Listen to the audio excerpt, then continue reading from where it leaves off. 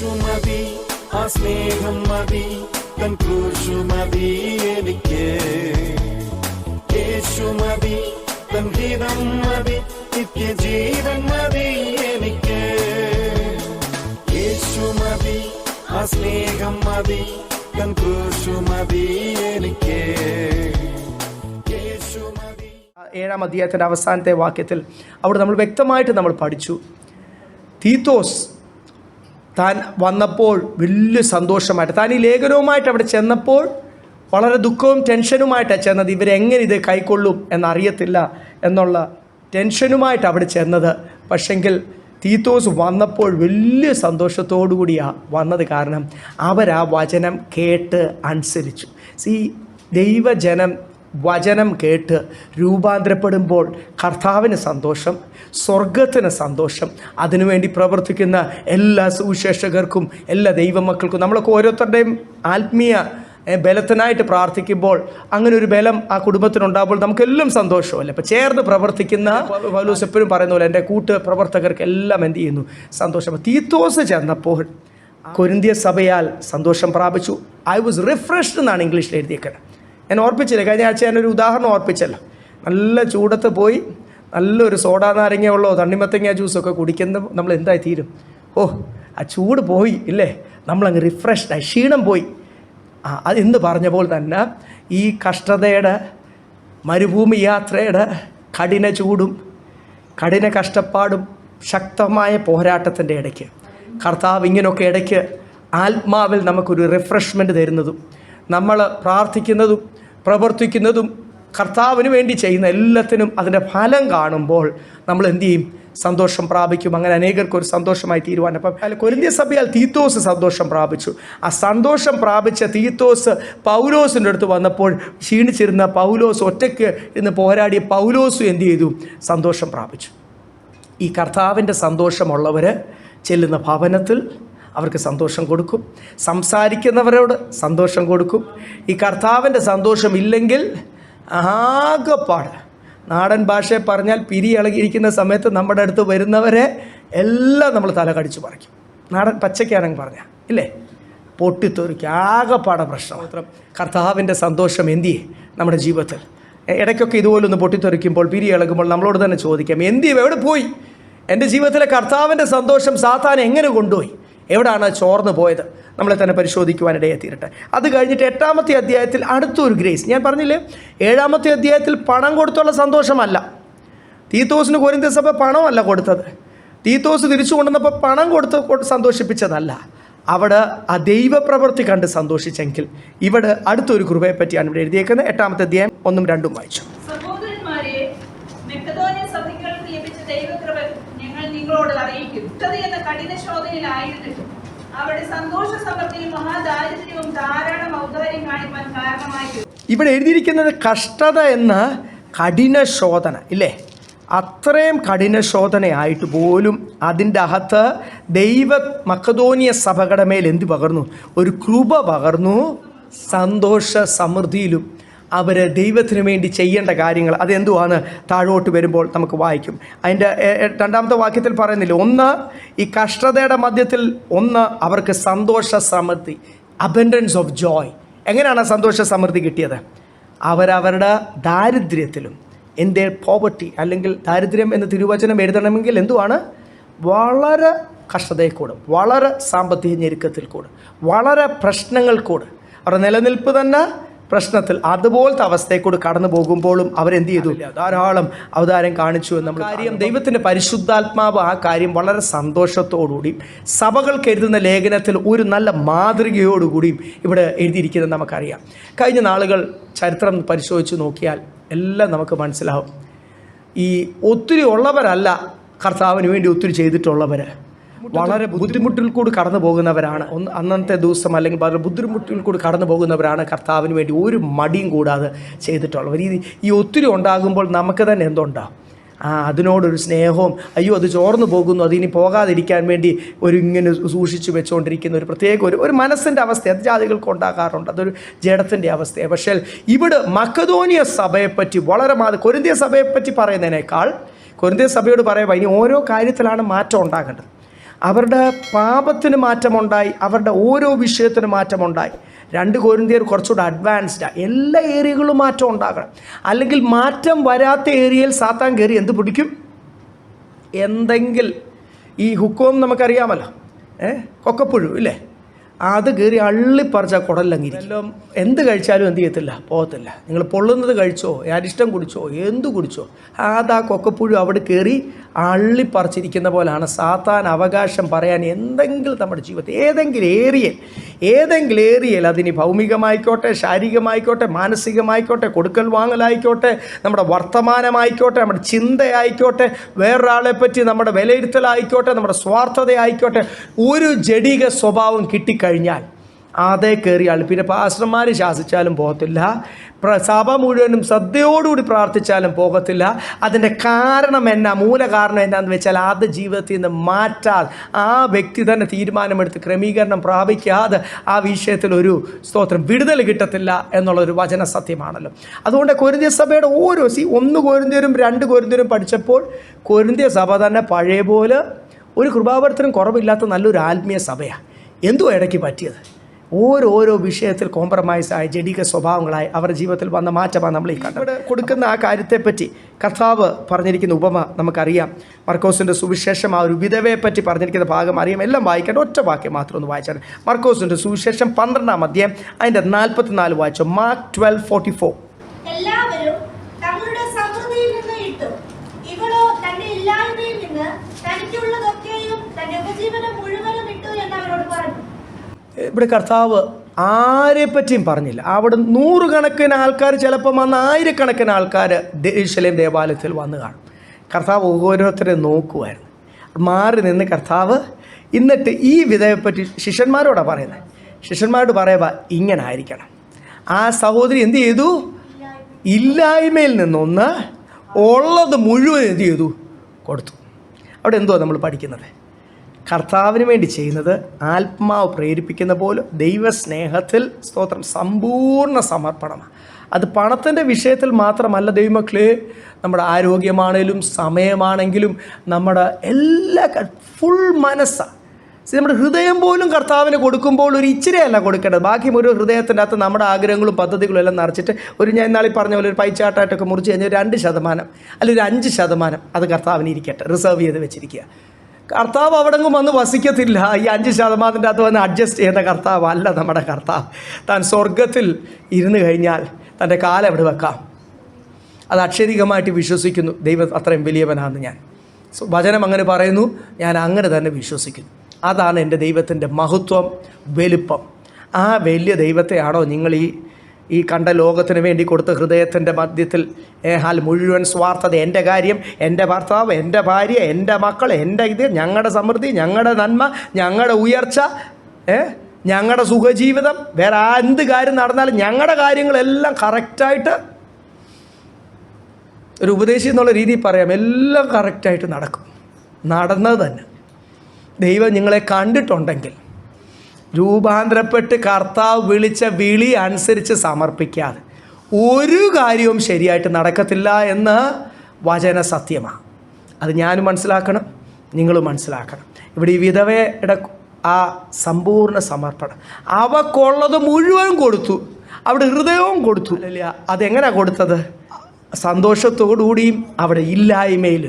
ആ ഒരു ഉദാഹരണം പറഞ്ഞിട്ടാണ് ഇവിടെ വളരെ വ്യക്തമായിട്ട് എഴുതിയിരിക്കുന്നത്. ഇത് ലോക നിയമം അനുസരിച്ച് എന്തുവാ? ഒരു ലോകത്തിൻ്റെ ജ്ഞാനിയെ നോക്കുവാണെങ്കിൽ എന്തു പറയും? അവൾ കാണിച്ചത് ഭോഷത്തരമാണ്. അതോടുകൂടി അവരുടെ ജീവിതം തീർന്നു. പഴയ നിയമത്തിൽ നമ്മളൊരു വിധവ കാണും. ഞാൻ ഒരപ്പം ഉണ്ടാക്കി, ഞാനും എൻ്റെ മോനും കഴിച്ചിട്ട് ഞങ്ങൾ മരിക്കാനിരിക്കുവായിരുന്നു. അത് ഈ ദൈവമനുഷ്യൻ വന്നിട്ട് എന്ത് ചെയ്തു? അതും കഴിച്ചു. ഈ സമയത്താണോ ഈ മനുഷ്യന് കയറി വരാൻ കണ്ട്, അല്ല ദൈവദാസന് കയറി വരാൻ കണ്ട് സമയം എന്ന് വല്ലതും താൻ ചിന്തിച്ചോ? താൻ പറഞ്ഞു ഇതായിരുന്നു എൻ്റെ പ്ലാൻ. പക്ഷേ ദൈവം അയച്ച ഒരു വ്യക്തി വന്നു, ആ ഉള്ളത് മുഴുവനും ഞാൻ തരുന്നു. ആ വിധവയുടെ മാവിൽ അളവ് എന്ത് ചെയ്തില്ല, പിന്നെ കുറവ് വന്നിട്ടില്ല. ആ വിധവയും മോനും ജീവൻ ഒടുക്കേണ്ടതായിരുന്നു, ആത്മഹത്യ ചെയ്യേണ്ടതായിരുന്നു, ജീവൻ അവസാനിപ്പിക്കേണ്ടതായിരുന്നു. അവർക്ക് സമൃദ്ധിയായ ജീവൻ കൊടുത്തു. അവരനേകർക്ക് ജീവൻ പകർന്നു. അവരുടെ അവസാനം വരെ സന്തോഷത്തോടുകൂടി. ആ സന്തോഷത്തോടുകൂടി നമ്മളൊരു കാര്യം ചെയ്യുമ്പോൾ ദൈവത്തിന് വേണ്ടി ചെയ്യുമ്പോൾ അയ്യോ പോയി, എൻ്റെ സമയം പോയി, എന്ത് ചെയ്യാനാ? പാസ്റ്റർ പറഞ്ഞു ഒരു മീറ്റിംഗ് കൂടി വ്യാഴാഴ്ച, ഒരു മീറ്റിംഗ് കൂടി വെള്ളിയാഴ്ച, ഞായറാഴ്ച ഇത്ര നേരത്തെ ഇങ്ങ് വരണം എന്നാണ് പറയുന്നത്. എന്ത് ചെയ്യാനാ? മനുഷ്യൻ്റെ മുഖത്തും പോയി നോക്കണ്ടേ എന്ന് വിചാരിച്ച് വന്നിട്ടൊന്നും ഒരു കാര്യവുമില്ല ദൈവമക്കളെ. നമ്മളൊന്നുമല്ല, നമ്മൾ വരുന്നതിനേക്കാൾ മുമ്പ് ഇവിടെ ആര് വെയിറ്റിങ്ങിലാണ്? ഒരുക്കത്തോടുകൂടി കർത്താവിൻ്റെ സന്നിധിയിൽ ദൈവം വരുമ്പോൾ തന്നെ നമുക്ക് വരുവാൻ, 2-3 പേര് വരുമ്പോൾ ദൈവ സാന്നിധ്യമുണ്ട്. സന്തോഷത്തോടുകൂടി വരുവാൻ, ദൈവത്തിന് വേണ്ടി ചെയ്യുന്ന സന്തോഷത്തോടുകൂടി. ദൈവമക്കളെ, ഒരു മീറ്റിംഗ് കൊണ്ട് 1 മണിക്കൂർ അങ്ങ് മാറ്റി വെക്കണം എന്നേ. അതിൻ്റെ അകത്ത് ഇപ്പോൾ പ്രത്യേകിച്ച് ഒന്നും നടക്കാൻ പോകുന്നില്ല. വീട്ടിലിരുന്ന് ചുമ്മാ എന്തെങ്കിലും മൊബൈലിൽ കണ്ടുകൊണ്ടോ TV കണ്ടുകൊണ്ടോ എന്തെങ്കിലും ലോകവർത്താനം പറഞ്ഞുകൊണ്ടിരുന്ന് പിന്നെയും അടികൊള്ളാനല്ലേ? ഒരല്പസമയം ദൈവസന്നിധിയിൽ വന്നിരുന്നാൽ ജീവൻ പ്രാപിച്ച് പോകാൻ കഴിയും ദൈവമക്കളെ. ഈ ജീവൻ പ്രാപിക്കുന്നത് എങ്ങനെയാണ്? ഈ സന്തോഷം പ്രാപിക്കുന്നത് എങ്ങനെയാണ്? നമ്മുടെ മേൽ ബാധിച്ചിരിക്കുന്ന സാത്താന്യ ശക്തികൾ ഈ ലോകത്തുമായിട്ട് ഇടപെടുമ്പോൾ ഓരോ വട്ടം ഓരോ കാര്യങ്ങൾ കയറും. ഈ സാത്താന്യ ശക്തികളിൽ നിന്നും ഈ ഭാരം, ലോകത്തിൻ്റെ ഭാരം ചുമക്കത്തിൽ നിന്ന് ഭാരം ചുമക്കുന്നവർ എൻ്റെ അടുത്ത് വാ, ഞാനത് ലഘുവായിട്ടും മൃദുവാക്കി തരാം. അപ്പോൾ യേശുവിൻ്റെ സന്നിധിയിൽ വരുമ്പോൾ അതൊരു വലിയ വിടുതൽ തന്നെയാണ്. നമ്മുടെ ജീവിതത്തിലും ആ വലിയ വിടുതൽ കൊണ്ട് നമുക്ക് മുൻപോട്ട് പോകാം. എന്നിട്ട് അടുത്ത 3-4 വാക്യം. വിശുദ്ധന്മാരുടെ സഹായത്തിനുള്ള ധർമ്മവും കൂട്ടായ്മയും സംബന്ധിച്ച് അവർ വളരെ താല്പര്യത്തോടെ ഞങ്ങളോട് അപേക്ഷിച്ചു. പ്രാപ്തി പോലെയും പ്രാപ്തിക്ക് മീതെയും സ്വമേധമായി കൊടുത്തു എന്നതിന് ഞാൻ സാക്ഷി. പ്രാപ്തി പോലെ, പ്രാപ്തിക്ക് മീതെ, സ്വമേധം, പല പദങ്ങളാണ് ഇവിടെ കൊടുക്കുന്നത്. പ്രാപ്തി പോലെ, പ്രാപ്തിക്ക് മീതെ, സ്വമേധയായിട്ട് കൊടുത്തു. ആ പദങ്ങളൊക്കെ നിങ്ങളൊന്ന് ശ്രദ്ധിച്ചോ. ഇവിടെ എഴുതിയിരിക്കുന്ന ആദ്യം അവരെന്ത് ചെയ്തു? വിശുദ്ധന്മാർക്ക്. നമ്മൾ ഈ കൊടുക്കുക എന്ന് പറയുമ്പോൾ നമുക്ക് ഈ പണ്ട് തൊട്ടുള്ള ശീലവും പിന്നെ അല്ലെങ്കിൽ ലോകമനുഷ്യരൊക്കെ ചെയ്യുന്ന ഒരു രീതിയൊക്കെ നമുക്കറിയാം. പ്രത്യേകിച്ച് പല സഭകളൊക്കെ പഠിപ്പിക്കുന്നുണ്ട്. ചാരിറ്റി, എന്തോ അതിന് പറയുന്നത്, ദാനധർമ്മം കൊടുക്കുമ്പോൾ രക്ഷ പ്രാപിക്കും എന്നൊക്കെ പലരും പഠിപ്പിക്കുന്നുണ്ട്. തിരുവചനത്തിൻ്റെ അകത്ത് അങ്ങനെ ഒരു പ്രമാണം ഒരു വാക്യം പോലും ഇല്ല കേട്ടോ. ഒരു വാക്യം പോലും അതിനെ സപ്പോർട്ട് ചെയ്യുന്ന തിരുവചനത്തിൻ്റെ അകത്തില്ല. നമ്മൾ ഒരുവൻ ക്രിസ്തുവിലാകുമ്പോൾ പഴയതെല്ലാം കഴിഞ്ഞു പോയി, പിന്നെ അവൻ എന്തുവാ? പുതിയ സൃഷ്ടിയാണ്. പിന്നെ ചാരിറ്റി അല്ല, നമ്മുടെ ഒരു സഹോദരനോ കൂട്ടു സഹോദരനോ ഒരു കുറവ് വരുമ്പോൾ കർത്താവ് പറയും കൊടുക്കാൻ, ചെയ്യാൻ. അത് ഇടങ്കൈ കൊടുക്കുന്നത് വലങ്കൈ. ഒരു വ്യക്തിയും അറിയാതെ നമ്മളത് ചെയ്തിരിക്കും. അത് ദൈവത്തിൻ്റെ പരിശുദ്ധാത്മാവിനാല, അത് കർത്താവ് നമ്മുടെ ഉള്ളിൽ വസിക്കുന്നിടത്തോളം ദൈവം പറയുന്ന ശുശ്രൂഷകളെല്ലാം നമ്മൾ ചെയ്യും. അത് it's between God and us, അല്ലെങ്കിൽ ദൈവവും നമ്മളുമായിട്ടുള്ള വ്യത്യാസം. അത് മാറ്റിവെക്കാം. അത് ദൈവം പറയുന്ന കാര്യം. പക്ഷേ നമ്മൾ പ്രവർത്തിക്കുന്നതും ചെയ്യുന്നതും കൊടുക്കുന്നതും ഒന്നിച്ച് നിൽക്കുന്നതും എന്തിനു വേണ്ടിയാ? മിനിസ്ട്രിക്ക് വേണ്ടിയാ, ശുശ്രൂഷയ്ക്ക് വേണ്ടിയാ, ദേശത്തെ വേലയ്ക്ക് വേണ്ടിയാ. ഓരോ വ്യക്തിയെ ദൈവസന്നിധിയിലേക്ക് കൊണ്ടുവരുവാൻ, ഓരോ വ്യക്തിയെ വിശ്വാസത്തിലും പ്രത്യാശയിലും. ഇവിടെ എന്തിനാണ് അവർ കൊടുത്തത്? എവിടെയെങ്കിൽ വചനത്തിൻ്റെ അകത്ത് സഭകൾ ചാരിറ്റിക്ക് വേണ്ടി കൊടുത്തത് എവിടെയെങ്കിലും? ആ ചാരിറ്റി എന്നുള്ള പദം എവിടെയെങ്കിലും നിങ്ങൾക്ക് കാണാം? ഇംഗ്ലീഷ് ബൈബിളിലില്ല. അതുകൊണ്ടാണ് ഞാൻ പറഞ്ഞത്, നിങ്ങൾ കോൺകോർഡൻസ് സെർച്ച് ചെയ്തോ, ആ പദം ഇംഗ്ലീഷ് ബൈബിളിലില്ല. പക്ഷേ അതേ സമയത്ത് ഒരു വ്യക്തിക്കും നമ്മുടെ ആത്മീയ കുടുംബത്തിൽ കുറവ് വരത്തില്ല. ഒരു വ്യക്തിക്കും കുറവ് വരത്തില്ല. അത് മെയിൻറ്റെയിൻ ചെയ്യുന്ന ദൈവത്തിൻ്റെ പരിശുദ്ധാത്മ. അതൊരു പ്രത്യേകത. അത് ആത്മാവിനാൽ നടക്കുന്ന ശുശ്രൂഷ. ഇവിടെ അവർ അന്വേഷിച്ചു. എന്ത് അന്വേഷിച്ചു? അതൊന്ന് വായിച്ചേ. ഓരോ കാര്യങ്ങൾ നമ്മൾ കൊരിന്ത്യർ സഭയോട് ഒരു ഉപദേശം, പരിശുദ്ധാത്മാവ് സഭയോടുള്ള ഉപദേശം വ്യക്തമായി ഞാൻ പോകുക. യെസ്, 3-ാമത്തെ വാക്യം വായിച്ചേ. അവരോട് അന്വേഷിച്ചു. മക്കതോനിയ സഭ ഇപ്പം അധികമായിട്ടിരിക്കുവല്ല, കുറച്ചൊന്ന് എക്സ്ട്രാ ഉണ്ടോ കൊടുക്കാം. ഈ ദൈവത്തിന് വേണ്ടി നമ്മൾ ചെയ്യുന്നത് എക്സ്ട്രാ ഉള്ളപ്പം കൊടുക്കുന്ന കാര്യമല്ല. ഈ എക്സ്ട്രാ എനിക്കും വരത്തില്ല, നിങ്ങൾക്കും വരത്തില്ല. സത്യമല്ലേ?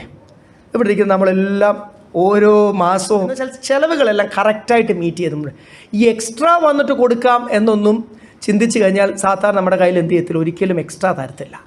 ഇവിടെ എക്സ്ട്രാ വന്നപ്പോഴാണോ മക്കതോനിയ സഭ? അവരുടെ ഇല്ലായ്മയിൽ, പരിശുദ്ധാത്മാവ് പറയുമ്പോൾ അവരുടെ ദാരിദ്ര്യത്തിൽ, അവരുടെ ഇല്ലായ്മയിൽ പരിശുദ്ധാത്മാവ് പ്രേരിപ്പിച്ചു. ഞാൻ പറഞ്ഞില്ലേ, ഈ കൊടുക്കൽ വാങ്ങൽ ചെയ്യൽ, അവിടെ പോകണോ, ആ ഭവനത്തിൽ പോകണോ, ഇന്നടത്തൊരു പുതിയ മീറ്റിംഗ് വേണോ, ഇന്നൊരു വിഷയത്തിൽ ഞാൻ ഇടപെടണോ എന്നുള്ള ഓരോ ചെറിയ വലിയ വിഷയങ്ങൾ, എൻ്റെ കുടുംബത്തിൻ്റെ വിഷയങ്ങൾ, കുഞ്ഞുങ്ങളുടെ വിഷയങ്ങൾ, സഭയുടെ വിഷയങ്ങൾ, നമ്മുടെയൊക്കെ ജോലി വിഷയങ്ങൾ, ഓരോ പേരൻസിൻ്റെ വിഷയങ്ങൾ, സഹോദരങ്ങളുടെ വിഷയങ്ങൾ, അവിടെയൊക്കെ നമ്മൾ എടുക്കേണ്ട തീരുമാനങ്ങൾ, ഇതൊന്നും നമ്മളല്ല എടുക്കേണ്ടത്. ജാതികളെ കണ്ടല്ല നമ്മൾ തീരുമാനം എടുക്കേണ്ടത്. ഇതൊന്നും ലോക നിയമം അനുസരിച്ചും അല്ല തീരുമാനം എടുക്കേണ്ടത്.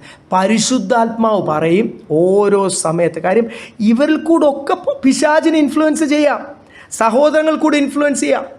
മക്കളിൽ കൂട്, പേരൻസിൽ കൂട്, സഭക്കാരിൽ കൂട്, സ്നേഹിതരിൽ കൂട്, അവരുടെയൊക്കെ ആത്മീയ ക്ഷീണത്തിൽ അവരെ കൂടെ ഒക്കെ ഇൻഫ്ലുവൻസ് ചെയ്ത് നമ്മുടെ ജീവിതത്തിൽ പ്രശ്നങ്ങൾ ഉണ്ടാക്കാം, ക്ഷീണങ്ങൾ ഉണ്ടാക്കാം. അതുകൊണ്ടാണ് ഞാൻ പറയുന്നത്, ഓരോ സമയത്തും എടുക്കുന്ന തീരുമാനങ്ങൾ പരിശുദ്ധാത്മാവ് വ്യക്തതയോടുകൂടി നമ്മളോട് പറയും. അപ്പോൾ ഇവിടെ മക്കെദോനിയ സഭയോട് പരിശുദ്ധാത്മാവ് പറഞ്ഞു, അപ്പോസ്തലനോട് ചോദിക്കുക എന്തു ആവശ്യം. ഒരു കുടുംബമാണല്ലോ, കുടുംബമാകുമ്പോൾ നമുക്കൊക്കെ ചോദിക്കാം അങ്ങോട്ടും ഇങ്ങോട്ടും, സഹോദര എങ്ങനെ പോകുന്നു, ഈ മാസം എങ്ങനെ പോകുന്നു, ഈ ആഴ്ച എങ്ങനെ പോകുന്നു, ചോദിക്കുന്നതുകൊണ്ടൊന്നും ഒരു തെറ്റില്ല. നമ്മളൊരു കുടുംബമാണ്. ഞാൻ എൻ്റെ മക്കളോട് പറയുന്ന പോലെ, ഭാര്യയോട് പറയുന്ന പോലെ, അല്ലെ പേരൻസിനോടോ സഹോദരങ്ങളോട് പറയുന്ന പോലെ, അവരോട് പറഞ്ഞില്ലെങ്കിൽ പോലും കൂട്ടു സഹോദരങ്ങൾ അതിലും അടുപ്പമായില്ലേ. കർത്താവിൻ്റെ മേശ എന്തുവാ തെളിയിക്കുന്നത്? നമ്മളിപ്പോഴും ഒരു പാത്രത്തിൽ കഴിക്കുന്ന എന്തുകൊണ്ടാണ് വചനം പറയുന്ന പോലെ, ഒരപ്പൻ്റെ മക്കളും ഒരു പാത്രത്തിൻ്റെ കൂട്ടവകാശികളുമാണ് നമ്മൾ. ഒരു ശരീരത്തിൻ്റെ അവയവങ്ങളല്ലേ നമ്മൾ. അപ്പം ഇവിടെ ഒരു ഈഗോയും ഒരു കോംപ്ലക്സും ഇല്ല. അവർ മക്കെദോനിയ സഭ പച്ചയ്ക്ക് ചോദിച്ചു, ശിഷ്യന്മാരോട് ചോദിച്ചു, ഇപ്പോഴെന്തുവാ അവിടെ ആവശ്യം. പൗലോസും ടീമിനും ഒന്നും അല്ല ആവശ്യം. അവരുടെ ശുശ്രൂഷയ്ക്കോ പോകുന്നിടത്തോ ചെല്ലുന്ന സഭകളിൽ അവിടെ ക്ഷീണങ്ങൾ കാണും. ആ കാര്യങ്ങളെ പൗലോസ് പറയത്തുള്ളൂ. കാര്യം പൗലോസിൻ്റെ കാര്യങ്ങൾ എപ്പോഴും താൻ എന്തെങ്കിലുമൊക്കെ സാധാരണ ജോലി ചെയ്തു പോലും തൻ്റെ ചിലവ് മീറ്റ് ചെയ്യുന്ന ആളാണ്. അപ്പം ഇവിടെ എന്തുവാ ശുശ്രൂഷയ്ക്കുള്ള ആവശ്യം? വിശുദ്ധന്മാർക്ക് എന്തിൻ്റെ ആവശ്യമാണ്? ഞാൻ പറഞ്ഞില്ലേ, പലപ്പോഴും ദൈവമക്കൾ പറയാറുണ്ട്, ദൈവമക്കളെപ്പറ്റി ലോകവും ഒരു കംപ്ലൈൻറ്റ് പറയാറുണ്ട്. നിങ്ങൾ വിശ്വാസത്തിൽ വന്നു കഴിഞ്ഞാൽ പിന്നെ എന്തെങ്കിലും നിങ്ങൾ ചെയ്താൽ നിങ്ങളുടെ സഹോദരങ്ങൾക്ക് വേണ്ടി, നമ്മുടെ സഹോദരങ്ങൾ പിന്നെ ആരാ? സഭയാണ്. നമ്മുടെ സഭയിലോ വേറൊരു സഭയിലോ ഉള്ള ക്രിസ്തുവിൽ രക്ഷിക്കപ്പെട്ട് സ്നാനപ്പെട്ട് കർത്താവിൻ്റെ ശരീരത്തിൽ ചേർന്ന ആൾക്കാർ. നിങ്ങൾ പിന്നെ എപ്പോഴും ചെയ്യുമ്പോൾ നിങ്ങളുടെ സഹോദരങ്ങൾക്കാണ് ചെയ്യുന്നത്. അത് വചനത്തിൻ്റെ പ്രമാണമാണ് ദൈവമക്കളെ. വിശുദ്ധന്മാരോടുള്ള കൂട്ടായ്മ. അതല്ലാതും ഒരാൾ ക്രിസ്തുവിൻ്റെ സന്നിധിയിൽ വരുന്ന സമയത്തുമൊക്കെ കർത്താവ് എന്തുവാ ചെയ്യേണ്ടത്, ആ കാര്യങ്ങളൊക്കെ ദൈവം നമ്മളോട് സംസാരിക്കും. അത് സത്യമാണ്. ഞാൻ പറഞ്ഞില്ല, ഏതൊരു കാര്യം ചെയ്യണേലും പരിശുദ്ധാത്മാവിനാലായിരിക്കും നമ്മൾ നിയന്ത്രിക്കപ്പെടുന്നത്. അങ്ങനെ തന്നെ നിയന്ത്രിക്കപ്പെടുവാൻ കർത്താവ് സഹായിക്കും. മൂന്നാമത്തെ വാക്യത്തിൽ എന്തുവാണ് ആവശ്യമില്ല, വിശുദ്ധന്മാരോട് ഒന്നുകൂടി വായിച്ചേ. ഞാനത് വ്യക്തമായി തീരാനാണ് അത് പറയുന്നത്. കാര്യം ഇവിടെ ഒരു ക്ലാരിറ്റി കുറവോ ഒരു കാര്യങ്ങളോ ഒരു മിസ്അണ്ടർസ്റ്റാൻഡിങ്, ഒരു മിസ്ഇൻ്റർപ്രിട്ടേഷൻ, അതൊരു തെറ്റായ ഒരു രീതിയിലേക്ക് ആരും മനസ്സിലാക്കല. സത്യമായിട്ട് തന്നെ മനസ്സിലാക്കണം. യെസ്, എന്തിനാ പിന്നെ നമ്മൾ കൂട്ടായ്മ ആചരിക്കുന്ന, അല്ലെങ്കിൽ നമ്മൾ ഓരോ വിഷയത്തിൽ ഇടപെടുന്നത്? ആരുടെ വിഷയത്തിലാണ്? വിശുദ്ധന്മാരുടെ സഹായത്തിനുള്ള ധർമ്മം. തിരുവചനം വ്യക്തമാണ്. ഒരുവൻ ക്രിസ്തുവിലായാൽ പിന്നെ എന്തുവാണ്? വിശുദ്ധന്മാരുടെ കൂട്ടായ്മ, വിശുദ്ധന്മാർക്കുള്ള സഹായം, വിശുദ്ധന്മാർക്കുള്ള കാര്യങ്ങളിൽ ഇടപെടുക. അല്ലാത്ത വിഷയങ്ങളും ഒരാൾ കർത്താവിൻ്റെ സന്നിധിയിലേക്ക് വരുവാൻ കാരണമായി തീരുന്ന വിഷയങ്ങളിൽ പരിശുദ്ധാത്മാവ് പറയുമ്പോൾ അപ്പം അവിടെ എല്ലാം ഒരു കാര്യങ്ങൾ മനസ്സിലായി. പരിശുദ്ധാത്മാവാണ് പിന്നെ തീരുമാനിക്കുന്നത് എന്ത് ചെയ്യണം. നമുക്ക് ദൈവം തന്നിരിക്കുന്നതെല്ലാം ദാനമാണ്. ആരുടെയെങ്കിലും എന്തെങ്കിലും സ്വന്തം ഉണ്ടോ? ഇത് വല്ലതും നിങ്ങൾ ഈ കുഞ്ഞായിട്ട് വരുമ്പോൾ ആകപ്പാടെ എന്തുണ്ടായിരുന്നു? ഞാൻ ഈ ആദ്യത്തെ, നമുക്ക് ഈ അറിയത്തില്ലല്ലോ, ആദ്യത്തെ കുഞ്ഞുണ്ടായപ്പം ഞാൻ ഓടിപ്പോയി. നമ്മൾ അങ്ങനെ പ്രിപ്പയർഡ് അല്ലായിരുന്നല്ലോ. അപ്പോൾ ഞങ്ങൾ ഈ ശുശ്രൂഷയുടെ ഇടയ്ക്ക് ആ സമയത്ത് ആദ്യം സോഫിയ 2 മാസം മുമ്പേക്ക് വന്നു. പിന്നെ അത് കഴിഞ്ഞ് ഞാൻ ആ കറക്റ്റ് സമയത്തേക്ക് വന്നു. അവിടെ സഭയുള്ളതാണ് ആന്ധ്രയിൽ. അതിൻ്റെ ഇടയ്ക്ക് ഇവിടെ പ്രസവിക്കുകയും വേണം. അപ്പോൾ ആദ്യത്തേത് ഇവിടെ തന്നെ വേണം എന്നൊക്കെ അമ്മ പറഞ്ഞുകൊണ്ടെങ്കിൽ കൊണ്ടുവന്നു. ബാക്കിയെല്ലാം അവിടെ ആയിരുന്നു, ആന്ധ്രയിലൊക്കെ. അപ്പം അതിൻ്റെ ഇടയ്ക്ക് പെട്ടെന്ന് സഭ കളഞ്ഞിട്ട് ആ ഒരാഴ്ചത്തേക്ക് പെട്ടെന്ന് ഇങ്ങോട്ട് വരും. അപ്പോൾ ഉടനെ ആ കുഞ്ഞുണ്ടായി.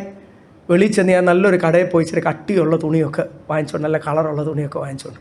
അപ്പോൾ അവർ നേഴ്സായിട്ടും അമ്മയായിട്ടും ഇതൊക്കെ കണ്ടിട്ട് പറഞ്ഞു, ഇതൊന്നും അല്ലടാ കുഞ്ഞുങ്ങൾക്ക് ഇടുന്നത്, നല്ല ഈ പെറ്റിക്കോട്ട് തുണി പോലത്തെ, എനിക്ക് നമ്മുടെ നാട്ടിൽ കീറ്റ തുണി എന്നൊക്കെ പറയും, ഇങ്ങനെ ശ്വസിക്കാവുന്ന ടൈപ്പ് കോട്ടൺ ഒന്നും ഇല്ലാത്ത. ഞാൻ നോക്കിയപ്പം റോഡ് സൈഡ് ചെന്നപ്പോൾ അതിന് 10-30 രൂപയേ ഉള്ളൂ ഒരു ജോഡിക്ക്.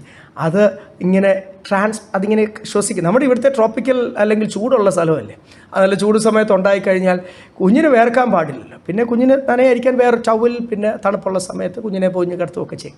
പക്ഷേ കുഞ്ഞുങ്ങൾക്ക് ഇടുന്നത് എന്തുവാ? അപ്പോൾ ആദ്യം നമുക്ക് കിട്ടിയത് എന്തുവാ? വന്നതൊന്നുമില്ലാതെ പിന്നെ കിട്ടിയത് ഒരു സാധാ തുണി 30 രൂപയുടെ ഐറ്റം. അപ്പം ഇതും കൊണ്ടാണ് നമ്മൾ വന്നത്. 30 രൂപയുടെ ഐറ്റം വാങ്ങിച്ചിട്ടതാ, വന്നത് ഒന്നുമില്ലാതെ. അപ്പോൾ ഈ ബാക്കിയുള്ളതെല്ലാം എന്തുവാ ദൈവമക്കളെ? ദൈവത്തിൻ്റെ ദാനം. അപ്പോൾ ആര് തീരുമാനിക്കും? ഇത് ദൈവത്തിൻ്റെ ദാനമാകുമ്പോൾ ആര് തീരുമാനിക്കും? സ്വർഗം തീരുമാനിക്കും. അപ്പോൾ അവിടെ എല്ലാം തീരുമാനങ്ങളെല്ലാം കർത്താവിൻ്റെയായി തീരുവാൻ അവിടെ സന്തോഷം പ്രാപിക്കും.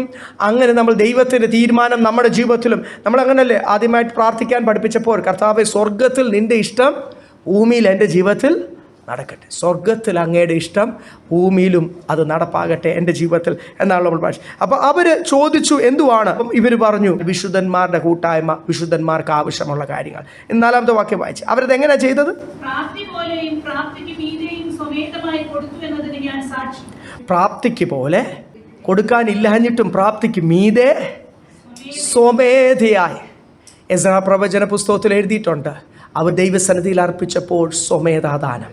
ആവർത്തന പുസ്തകത്തിൽ, ഡ്യൂട്ടറോണോമി, ദിനവൃത്താന്തത്തിൽ എല്ലാം എഴുതിയിട്ടുണ്ട്.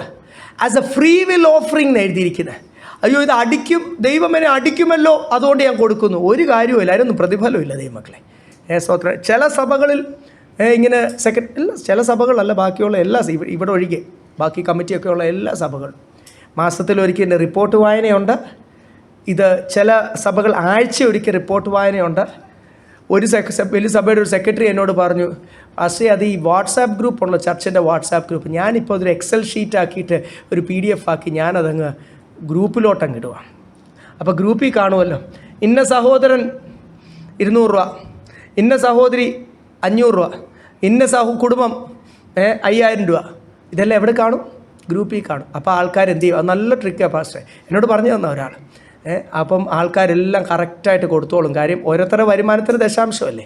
അപ്പോൾ ഞാൻ പറഞ്ഞു ഇങ്ങനെയൊക്കെയാണ് സഭകൾ ചെയ്യുന്നത്. ഇങ്ങനെ കൊടുത്തിട്ട് വല്ല കാര്യമുണ്ട്? ഇത് പബ്ലിക്കിൽ വരും, ഗ്രൂപ്പിൽ വരും, എന്നാൽ പൊങ്ങച്ചം കാണിക്കാൻ ഇച്ചിരി കൊടുത്തേക്കാം, എന്തെങ്കിലും കാര്യമുണ്ട് ദൈവമക്കളെ? ഇതൊന്നും പബ്ലിക്കാക്കേണ്ട കാര്യമല്ല. ഇടം കൈ കൊടുക്കുന്നത് വലം കൈ അറിയാൻ പാടില്ല. ഇത് കൊടുക്കുന്നത് മനുഷ്യനല്ലല്ലോ, നമ്മൾ ചെയ്യുന്നത് പരിശുദ്ധാത്മാവ് പറയുന്നത് പോലെ ദൈവത്തിന് വേണ്ടിയൊന്നും ഇല്ലേ? അങ്ങനെയല്ല വചനത്തിനകത്ത് എല്ലാം എഴുതിയിരിക്കുന്നത്, ദൈവത്തിന് വേണ്ടി എന്ന പോലെ ചെയ്യണം. അപ്പോൾ ഇവിടെ നമ്മളൊരു പദം കണ്ടു, സ്വമേധാദാനം, സ്വമേധ അർപ്പണം, എ ഫ്രീ വിൽ ഓഫറിങ്.